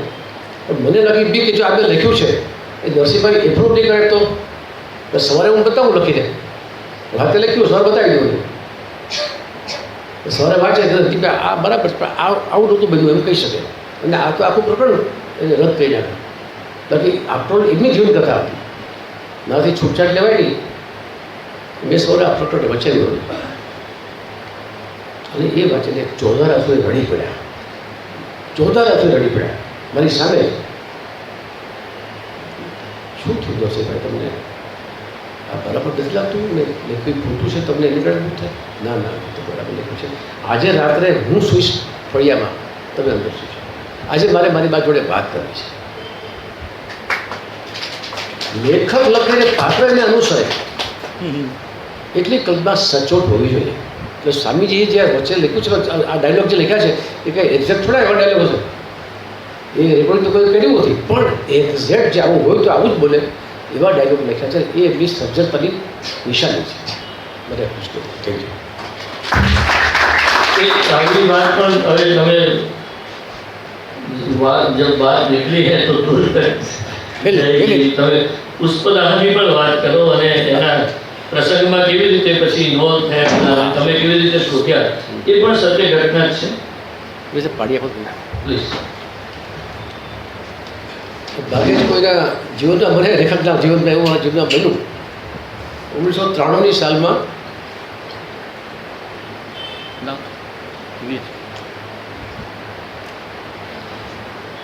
અમેરિકાથી એક સજ્જન આવ્યા.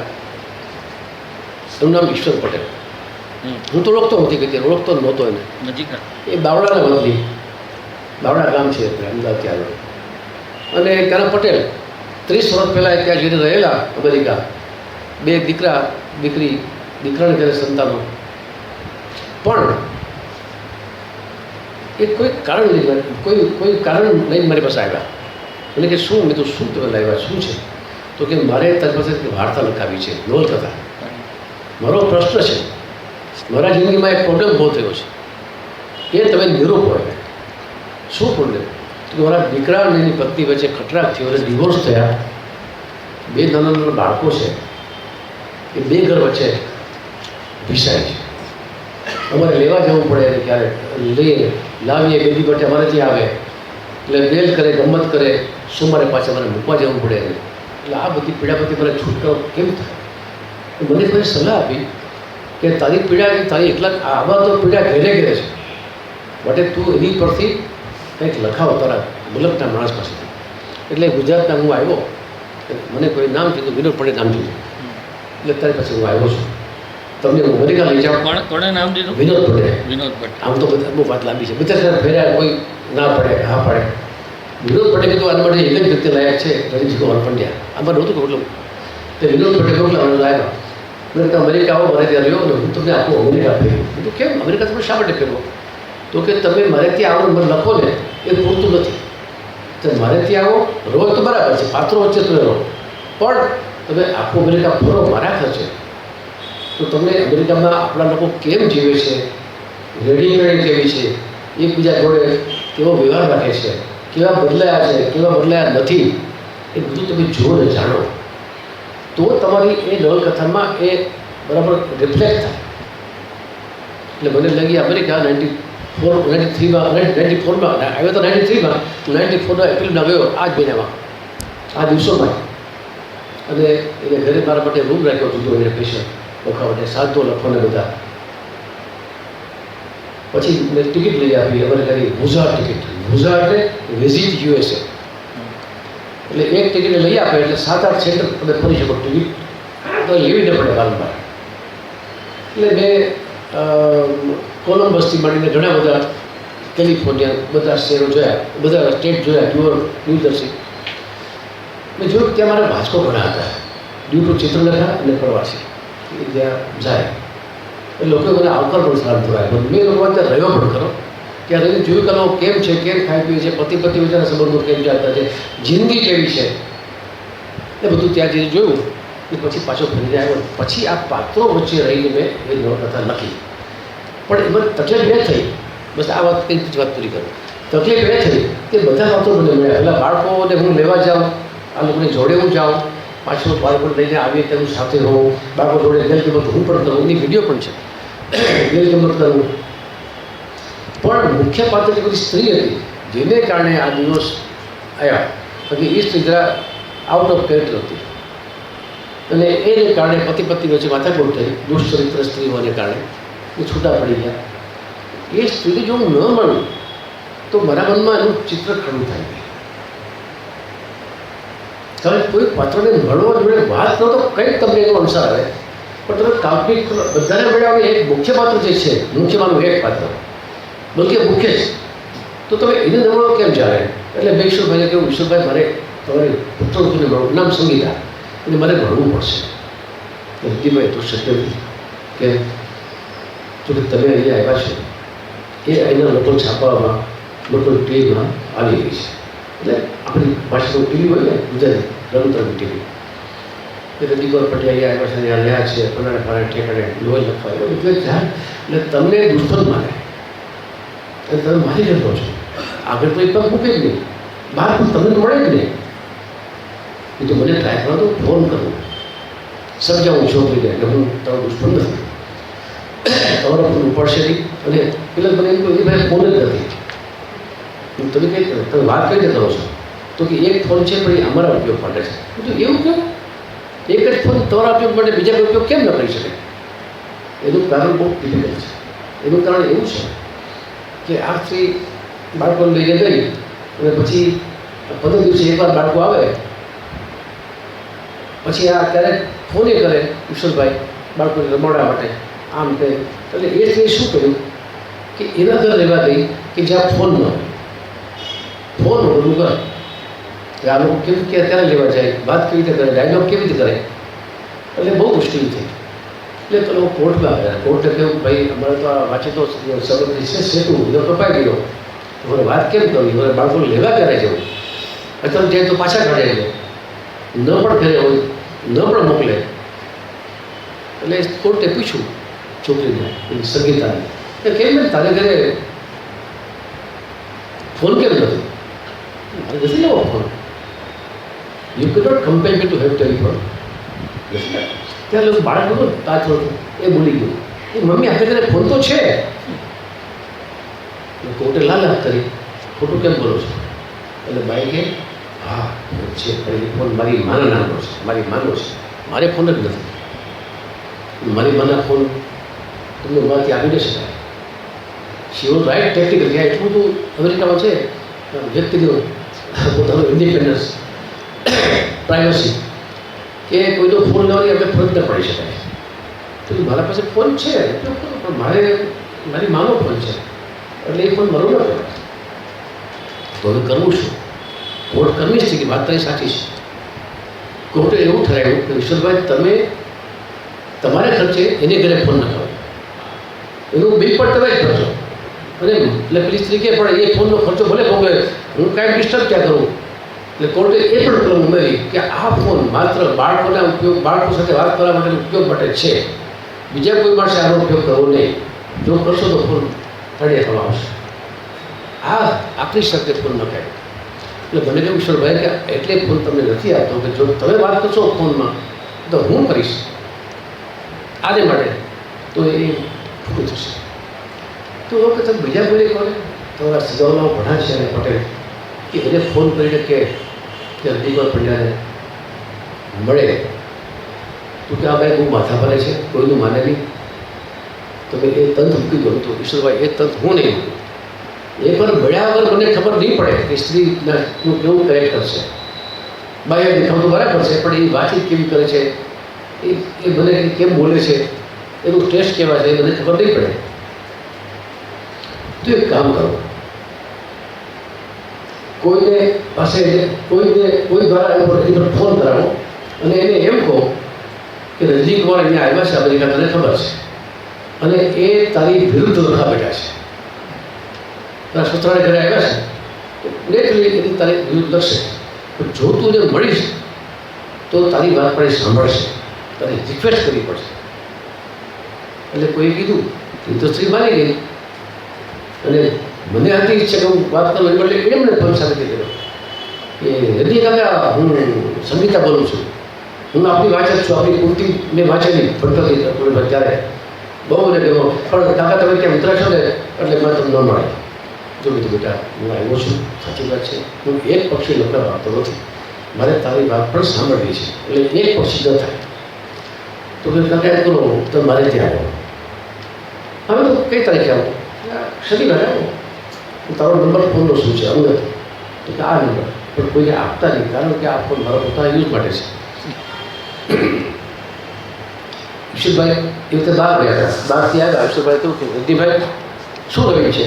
કીધું ભાઈ ઈશ્વરભાઈ આપણે પોતે થઈ ગઈ, તમારી પુત્ર તો મને મળવા માગે છે સામેથી જ, અને બહાર એને ઘેર રીતે બોલાવ્યો છે.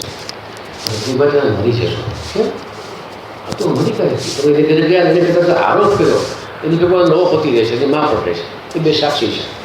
કાંઈ આરોપ કર્યો કે આમાં તમારું અડકનું કીધું કે કંઈ કર્યું તો તમને અમારી કઈ સરકાર કાઢી મૂકશે, દેશમાંથી ડિપોર્ટ કરશે. એ ભાઈ એવી છે દુષ્ટ, તો પછી આરોપ કરે હું શું કરું? હવે તૈયાર થઈ માંડ હા પાડી તો કે એને કહો તો કે બહાર મળે. એટલે મેં ફોન કર્યો સગીદાને, કીધું બેટા તારે ઘર નહીં આવું, આપણે ક્યાંક બહાર મળીએ. અને કોઈ બીજે કરીએ, કોઈ માણસો માણસો વિચાર હોય. હા કે કાકા બહાર મળીએ. તમે આ તારીખે આવો, મારી ભેગો મારો પતિ હશે, મારી મા નહીં હોય પણ પતિ ભેગો હશે, કઈ વાંધો નહીં, લેતી દીધા હું પૂછું કે કોઈ હોય. એટલે ઈશ્વર રજનીભાઈ આમાં પણ જોખમ છે. પૂર્ણમાં તમે છેડતી ન કરી શકો, કારણ કે છેડતી કરી એમ કોઈને કે પતિ સાક્ષી આપે, બીજા બીજાને બોલાવી લે તો એનું એ થાય. મેં તો ઈશ્વરભાઈ આપણો ઇલાજ શું કરો? ઘરે ન મળે, તમારે ત્યાં મળે, બહાર મળે, તમારે મળવું કે અંતરિક્ષમાં? મને કે રસ્તો કરી જાય, આપણે મળવા જઈએ, સાથે ગાડી લઈને હું આવીશ, અને ભેગો એક માણસ અમારો મિત્ર છે, બહુ સરસ વિડીયો શૂટિંગ કરે છે. તમે મળતા હો ત્યારે તારો વિડીયો શૂટિંગ કરે, બાઈને ખબર નહીં. એમાં જો કોઈ બાઈ ખોટો આરોપ કરે તો વિડીયોમાં દેખાય કે ખોટો આરોપ કરે છે, એ વાત બરાબર છે. એટલે આવું કદી ન બન્યું હોય એવું અમે કર્યું. અમે ગયા રહ્યા માટે મેં ગયા ઈશ્વરભાઈ તો ભાડે જ કોક હતો, મુકેશ કરીને લઈ ગયા અને બારીમાંથી મને ગોઠવો. હું ઉતરી અને એને લેવા જાઉં છું, બેલ માગું છું, એ બધું દ્રશ્ય અંદર છે, વિડીયોમાં અત્યારે પણ છે. સ્ત્રી બહાર આવે છે, મને કે કાકા જરા આવો ને. ના બેટા અંદર ગયા છે, ચા પી જઈએ તો ના ચાય પર પી નથી. તો સારું બહાર આવ્યું છે, બહાર નીકળે છે, અને પતિ પણ બહાર નીકળે છે. પણ કમનસીબે એ જગ્યા ભરવાની મકાનની પાછળ હતી, એટલે પાછળ ત્યાં તળાવ હોય, ગ્રામ કરે પાછળ પોન્ડ હોય છે, ત્યાં બાકડા મૂકેલા હોય, એટલે બોટ ક્યાં મળીએ. એટલે અમે રેજની બહાર નીકળી ગયા, કેમેરાનો રેજ હોય ને, વિડીયો કેમેરા, એની રેજની બહાર નીકળી ગયા. એટલે હવે કંઈ આરોપ કરે તો કોઈ પુરાવો રહી નહીં, પણ લખેલી રીતે એવો આરોપ કર્યો હતી મારા પર. એના પતિ હતા પોતે, મેં ફોટા પાડ્યા એના ત્રણેયના મારા પતિ. અને એ બાઈને એ બધી વાતો કરી કે મારા સસરાનો જ હાથ છે, આમ છે, તેમ છે, કાકા હું ખોટું નહીં બોલું, હું સ્ત્રી જાત છું, આમ છે, તેમ છે, તો બધા બરાબર છે, પણ તમે શું વાંધો? એ મારી બધા ખોટા આરોપ કરે છે, આમ છે, તેમ છે. હું જરા પ્રભાવિત થઈ ગયો સ્ત્રીની વાતથી કે ભાઈ ખરી વાત છે, ઈશ્વરભાઈ આમ કહે છે એ બરાબર, પણ આ સ્ત્રીનો પક્ષ આમ કહે છે એ પણ આપણે જોવો જોઈએ. છૂટા પડીને આવી ગયા. Next day morning Father's Day હતો, 20મી જૂન.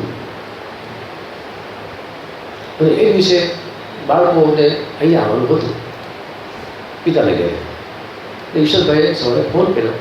હું તો ઉપર આરામ કરતો હતો, રાતે કોઈ રીતે લખું ને એટલે હું ઉપર મારો ઉતારો અને નીચે ફોન. તો મારી ઊંઘ મોટી ગઈ. તો મોટે વાગે સબ્જેક્ટ કરે છે ફોનમાં. ઈશ્વરભાઈ કોઈ સાથે સબ્જેક્ટ ખોલી ગયા, શું કરે છે ઇંગ્લિશ વાળે? એટલે હું નીચે હોય તો ઈશ્વરભાઈ શું છે આ કોઈ છે? તો કે જુદી કાંઈ પેલી છોકરી છે મારી બહુ બાળકોને મોકલવાની ના પડે છે. આ તો ફાધર ડે છે, આ તો બાળકોને મોકલવા જોઈએ ને. કેમ ના પડે છે? તો બસ બાળકો વાંધા છે ને આમ લાવો હું ટ્રાય કરું છું. પણ મને તો વિશ્વાસ છે. ગઈકાલે મને મળી હતી, મારી જોડે મીઠી મીઠી વાત કરી હતી, મારા માટે બહુ એને માન બતાવ્યું હતું. મારા શબ્દો રાખશે, મારું માન રાખશે. એટલે ફોન લીધો. હું સંગીતા બેઠા ત્યાં એની મા ભણ સંગીતા બાથરૂમમાં ગઈ છે. વિલાબેન હમણાં હતી ને તો પછી બાબત હતી લોકો વિજયા હમણાં હોય ખરી બાથરૂમમાં લે તું વાત કરી બરાબર છે. પણ ત્યાં પછી છોકરી પોતે આવી, સંગીતા પોતે ફોન પર આવી. એટલે શું છે સંગીતા? હું નજીકમાં પંડ્યા બોલું છું. હા તે શું છે? તો બાળકોને મોકલને, તમે એના રોટલા ખાવ છો એટલે બોલો છો? મારા મનમાંની તમામ જે આગલી છાપ હતી એ પૂછાઈ ગઈ. કામ તો લડવું બદલે છે કાપીડાની જેમ. જીએસટી કાલ મારી જોડે મીઠી મીઠી વાત કરે છે, એકદમ આજ્ઞાનથી, એકદમ વિનયશીલ સંસ્કારની મૂર્તિ આજે પણ જોડે આવી વાત કરે છે. પછી બરાબર એનું ચિત્ર ખડું થઈ ગયું. લખતી વખતે મને ત્યારે એ ચિત્રનું જ્યારે આવે ત્યારે બરાબરના એનું આ જે પાસું છે સ્વભાવનું એ મનમાં રહે. અને લખ્યું પુષ્પરાહ.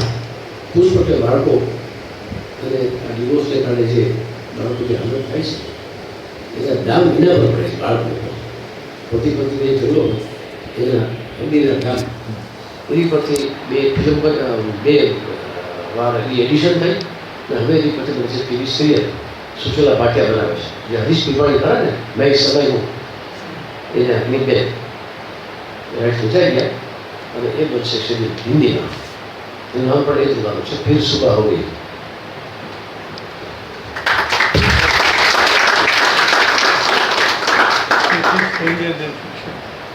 હા ફિક્શન કથા છે.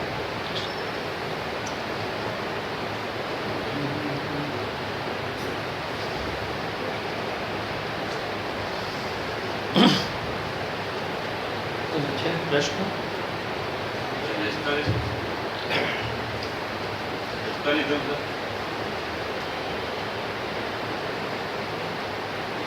શું ભાઈ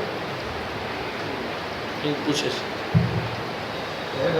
આપની એક બહુ જ લોકપ્રિય નવલકથા કુંતી છે, વાંચેલી છે. જેમ પુષ્પરાહ વિશે આપણે કહ્યું એવું એના વિશે શોર્ટમાં જો કહો ને તો ઘણું ગમશે. કારણ કે એ પણ એક સત્ય ઘટના પર આધારિત હતી એવું મેં કુંતી. હા એ તો છે જ બરાબર. એ આપણે તો આધારિત છે, એ સત્ય ઘટના. It is not documentary. પુષ્પરાહ છે ડોક્યુમેન્ટરી છે, એટલે નવલકથા છે. એ સાહેબ ત્યાં શું કહેવાય કુંતી વિશે કઈ કહો એમ? કુંતી જે પાત્ર હતું ને કંઈક બહુ જ અનાથ આશ્રમનું હતું એવું કંઈક. હું તો વાત હતી એ માટે આખું લેક્ચર કરવું પડે જુદું છે. તો હું તને ખાલી કહી દઉં વાત બે લાઈન શ્લોક કે એક સ્ત્રી મારી પાસે આવે છે વાચક તરીકે, અભણ જેવી છે આમ તો, અને મને કહે છે કે 30 વર્ષ પહેલાં એક બાળકને મેં જન્મ આપેલો ત્યારે હું પડેલી હતી, કુંવારી માતા હતી, અને એ બાળકને જન્મ આપેલો આશ્રમમાં, અને એ બાળકને આશ્રમવાળાએ મારી ઈચ્છાઓ વિરુદ્ધ ફિલ્મમાં દત્તક આપી દીધું. એ બાળકને મેં જોયો નથી. 30 વર્ષથી મારે એને જન્મ જોવા માટે એક વાર મારે એને જોવો છે. 30 વર્ષ થઈ ગયા મારો છોકરો છે. એટલે બે તને હું કેમ હાથમાં આવ્યો? તો કે તમે બરાબર છે, હું તો બધાને મળી છું, કોઈ મારું સાથ નથી આવ્યો. હું તો વરાજીભાઈને મળી હતી, આને મળી હતી, મોટા મોટા માણસોને કોઈ આપણે એને મળી હતી, તો કોઈ મને દાદ આપી દીધી. એ બધા કરતાં હું ઘણો નાનો માણસ છું, મારું કામ નથી. મને લાગે છે તમે પ્રાપ્ત કરી શકો, કામ કરો. શીતલના બાળક છે, તારું નામ શું બાળકનું? તો કે એલન. અટક શું છે એ મને ખબર નથી, કે ગામ રહે છે ખબર નથી, ફોન નંબર છે તો એ પણ ખબર નથી. તો જેનો ફોન નંબર નથી, તેનું તારું નામ થોડું આવડતું નથી, કયા ગામમાં છે તને ખબર નથી, એનો પત્તો કેવી રીતે મળે આપણને? કંઈ કરવું નથી, શું કરવું? એ તો ઘણા બધા હોય. બચુભાઈ 500 એક ગામમાં, બાલુભાઈ 5-10 હોય એ તો કોમન નામ છે એનું તો કાંઈ કંઈ કરો. પછી હરીશ મહેતા વડીલ મિત્ર એ સ્વીડન જઈ આવેલા અને એમણે બુક પણ લખેલી સ્વીડન સ્વરનો પિંકર કરીને. મેં એમનો સંપર્ક કર્યો, ભાઈ સ્વીડનમાં છે કે આપણે ઓળખીશું? તો હા, ધર્મેશ ગાંધી કરી છે, તમારા પણ વાંચે હશે. શું કામ છે? તો આવું કામ છે પતો મેળવાનું. ભાઈ કે તમારા કામ કરો, તમે ક્યાં સમાજ તરફ થાવ છો? તમે લખો છો એ બરાબર છે, કાંઈ પણ નથી આપણા ના બધું. મને મારું દિલ કરી ગયું આ ભાઈની વાત સાંભળીને ટ્રાય કર્યું. પછી બહુ વાત લાંબી છે પણ એ છોકરાનો પત્તો મેં મેળવ્યો. ધર્મેશ ગાંધીએ મને પત્તો મેળવી આપ્યો. એ ધર્મેશ ગાંધીનું નામ ફાલુન છે, FALUN. એ ગામમાં 6ઠી ગલીમાં એનું ઘર હતું. ભાઈએ ફોન કર્યો ધર્મેશભાઈને કે તારી માએ એક લેખકને એપ્રોચ કર્યો છે, એ લેખકે મને એપ્રોચ કર્યો છે, તને મળવા માંગે છે. એ લોકો ખોટી વાત છે, મારી કોઈ મારે મળવું જ નથી, એને મારો ત્યાગ કરેલો, મને કોઈ માટે ભાવ નથી, મને કોઈ ફોન નહીં કરતા, ડોન્ટ કોલ મી અગેન. આ બધી વાત મને કરતો લખી ધર્મેશભાઈ. એટલે પોલીસ જે વાત ન કરી તો ઘર મારે પગે પડી ગઈ. એટલે સમજ મારા ભગવાનજી પત્તો મેળવી આવ્યો, પત્તો મળી આવ્યો, પણ તને કંઈ મળશે નહીં તો મારે જવું જ છે. એ ન મળે હું તો મળી શકું ને, હું તો જઈ શકું. એ અમુક ઇન્ડિયા ના આવે તો કે તું ગરીબ છું, તને પૈસા કેટલા છે? 5,000. રોજ શું થાય? અને એ વખતે પછી મેં એની પૈસાની વ્યવસ્થા કરી આપી. અંબાણી કુટુંબ સાથે મારા સંબંધો એ વખતે હતા. નદુભાઈ મારા મિત્ર હતા, નાના ભાઈ, એણે પણ મદદ કરી. બીજા લોકોએ હેલ્પ કરી. એ ભાઈને મેં સ્વીડન મોકલી. એને મારા મિત્રએ લેવા ગયા એરપોર્ટ પર, અને એ મુલાકાત એ વાત અતિશય ડિટેલ વાપરવી પડે પ્રકાશ કરશો. એ મુલાકાત કરાવી અને કરાવીને પછી એ મોટા પડ્યા ત્યારે પાછી આવી. મેં મારા પગે પડી ગઈ. 7 જન્મ ચાલી એટલો તમે મારા પર ઉપકાર કર્યો છે એ બધું પત્ર પણ લખ્યા મને. પછી વાત બહુ ભયંકર છે. એ પછી મેં લખી નવલકથા આના પરથી ચિત્રલેખા બહુ સારી. એને એવોર્ડ મળ્યો બેસ્ટ નોવેલનો એ વર્ષનો. બધું બરાબર. એની પછી પેલી બધી સિઝન મને બનાવી ધીમેશ દેસાઈ. તો એનું કોઈ ફિલ્મ અત્યારે મેં જોવા બોલાવી ભાઈને. લોકોને કહે કે જો આ મૂળ કુંતી આ છે. વાસ્તવમાં કુંતી છે fictional novel, based on fact, fact પર બેઝ કરેલી ફિક્શનલ નોવેલ છે. કલ્પનો ઘણા પાત્રો નવા રાખ્યા છે, ઘણા સ્થળો રોકેલી એ પણ નવા નાખ્યા છે. મોટી ઘટનાઓની જે ઝાડ ઉઠી છે તદ્દન નવી છે. ભૂકથા જોડે સંબંધ ધરાવતી. માત્ર એક થીમ કે કુંવરી માતાને બાળકને મળવાની ઝંખના, બસ આ એનું એક થીમ. પછી જે દૂસરી છે મેં પોતે એમાં ભાગ લીધો એ પણ મેં કાઢી નાખ્યો હોય. મેં પાત્ર મને એવું સાધુ હોય, એનું નામ પડ્યું હરિરાજ સ્વામી. કેમ કે હકીકત મહેતા નદીમાં એવું વિશ્વ કારણ કે બે હેલ્પ કરી ત્યાંનું કામ થયું. એ પાત્ર સાધુનું પાત્ર છે. બે હિન્દુસ્વર પોતાના કહે હું સાધુ નથી, પણ હું જો સાધુ હોઉં તો મારા વિચારો આવા આવે એમ કહીને લઈને જસ્ટિફાઈડ. પછી તો બીજી વાર જ્યારે બની સિરિયલ અધિકારી બદલશે ત્યારે મને ₹5 લાખ આપ્યા ફીના. એ વસ્તુ મારા 2-3 ઠેકાણે છાપવામાં આવી. એ વાંચીને ભાઈ દાંત રડતી. માયા નામ માયાભાઈ, એને માયા લાગી. મને એ વખતે હું મીડિયામાં હતો આ ઇસ્કોના કામ માટે. મને કે તમને ઘણા બધા પૈસા મળ્યા છે, મને કામ શેનો કામ? આ મારી વાર્તા છે. તારી પણ છે ને મારી પણ છે. મેં કોઈ ત્યાં કામ લીધું પણ બીજું આ વાર્તામાં શક્ય એ બે ભાઈ પણ નથી સાંભળવા ગયા નથી. મને હું તમારો પાસપોર્ટ જપ્ત કરાવીશ. મારે દુબઈ જવાનું હતું એ વખતે. તો બીજું જે રીતે તને પાસપોર્ટ અપાયો એનો પાસપોર્ટ તુરંત કરાવીશ. એ કાંઈ ન જાણવું આમ નહીં, મને પૈસા ભાગ આપો. એ કોઈ ચડાવી આ તારી વાર્તા છે. પછી બહુ એ સામા પછી રહીને મારા પર આના શેઠ પર અને અધિકારી બધું પર દાવો થયો. એ વખતે એ સિરિયલ ચાલતી હતી. અધિકારી થોડી સિરિયલ ચાલતી હતી ટીવી પર. એની પર સ્ટે લઈ આવે. એ જો સ્ટે લઈ આવે તો તમારી હાથ બહુ ખરાબ થઈ જાય. અધિકારી બસ મારું પડવું પડે કે તમારા આવી પ્રોબ્લેમ છે, તમારા કડે થયું એક એપિસોડને આટલો ખર્ચો થાય છે, લાવો કેટલા પૈસા, તો હું બરબાદ થઈ જાય. બસ તે ન મળ્યો.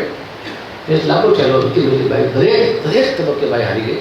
અને છેલ્લે જે બાઈએ કીધું જોશનાબેન આપણા છે યાજ્ઞિક એ હતા જજ વખતે, એણે કીધું જેને માયાબેને સજા કરી, માયાબેન કોટે કે બેન માટીના કોઈ પૈસા નથી આપતું, પૈસા લોકો ઘડાને આપે છે. વાહ. એ નથી કે માટે તો પૈસા રખડતી હોય છે, પણ કોઈ ઘડો બનાવે, કોઈ ઘાટ આપે, મહેનત કરે, પોતાની સ્કિલ વાપરે, એના પૈસા મળે. આવતી તો પડે જે પૈસા મળ્યા ને આટલા તારી વાર્તા મળ્યા. બીજું કે આ એ કહે છે કે તું મેં મારી વાર્તા છે પણ બધો વિનોદ પંડ્યા પણ ભણેલા, એ જોડાયા પછી વાર્તા પૂરી થઈ. એ પણ એક પાત્ર છે પોતે. તું એવો દાવો ન કરી શકે. એક બહુ સરસ બદનગર છે. એ ભાઈ એક મુદ્દો એ પણ આપેલો કે મારી ખાનગી વાત જાહેર કરી વિનોદ પંડ્યાએ, મારી પ્રાઇવસીનો ભંગ કર્યો. એટલે કોર્ટે એમ કહ્યું કે તું રણજીતભાઈ પંડ્યાને મળી, કેટલા અનેક લોકોને મળી હતી, એ બધી બાબત એ વખતે પ્રબુદ્ધ જીવન જીવવામાં આવી ગયેલી, એ માયા બહેનો પ્રાણ પુકાર ગુજરાત સમાચારમાં આવી ગયેલી, અને જે વાત એકવાર છાપવામાં આવી જાય એ બીકમ પબ્લિક પ્રોપર્ટી. એની બધી કેમ રાઇટ સ્ટોરી ઓફ ઇટ. તારી ખાનગી તો જો આવી જાય, અખબારોમાં આવી જાય ખુલ્લા નામ સાથે, તે પોતે આપેલી કે મારે બાળકને મળવું છે. એટલે એ વાત ઉડી જાય. ઘરડાને માટીની વાત કરી, અને હું પોતે પાત્ર હતો અંદર. એ વાત ભાઈ પતી ગયું ખલાસ. એ ભાઈનું મૃત્યુ હમણાં થયું 1 મહિના પહેલાં. પછી તો મારી ભૂલ થઈ ગઈ, મને ક્ષમા કરો, મને ફલાણા ચડાવી હતી હતું. એટલે એ પણ હવે મારું છે પ્રસ્તાવ નીકળ્યું છે. એણે મને ખૂબ પૈસા અપાયા કુંતીએ, કીર્તિ પણ એટલી અપાવી, ઇનામો અપાયા. દેવાંગની ઓગણ મને કુંતીને ઘણી થઈ, અને શું ખાય બોલે બહુ મને કીર્તિ થાય. અને એ દોડ મને બહુ પરેશાન પણ કર્યો. એટલે મેં લીધું છે થોડું સુખ જાજા શ્રદ્ધા.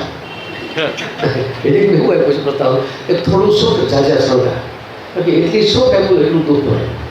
હવે તો પ્રકૃતિમાં અંત આવી ગયો, એ વાત નથી. એની 6 એડિશન થઈ, અને હવે મરાઠી ભાષામાં આવી ગઈ છે. એનો હિન્દી અનુવાદ થઈ ગયો, મરાઠી ભાષામાં અનુવાદ થઈ ગયો, એટલે એ છાપી રહ્યા છે મેગા પબ્લિકેશન પર. આ સમાચાર છે doctor. Thank you.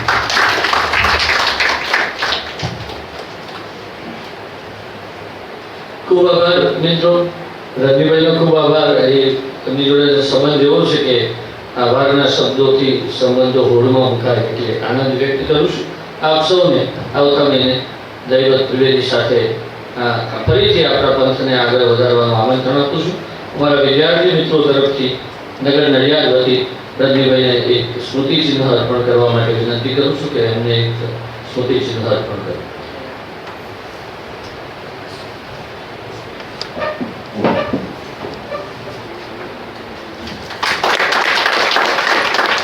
Thank you very much. આવતા મહિને ફરી મળીશું. તને પેલી બુક મળી ગઈ, ગાંધીજીનો સેટ મળી ગયો, ગાંધીજીવાળો સેટ મળી ગયો. ના કયો? મારું જીવન મારી વાણી. હા, તમે મોકલ્યું મને.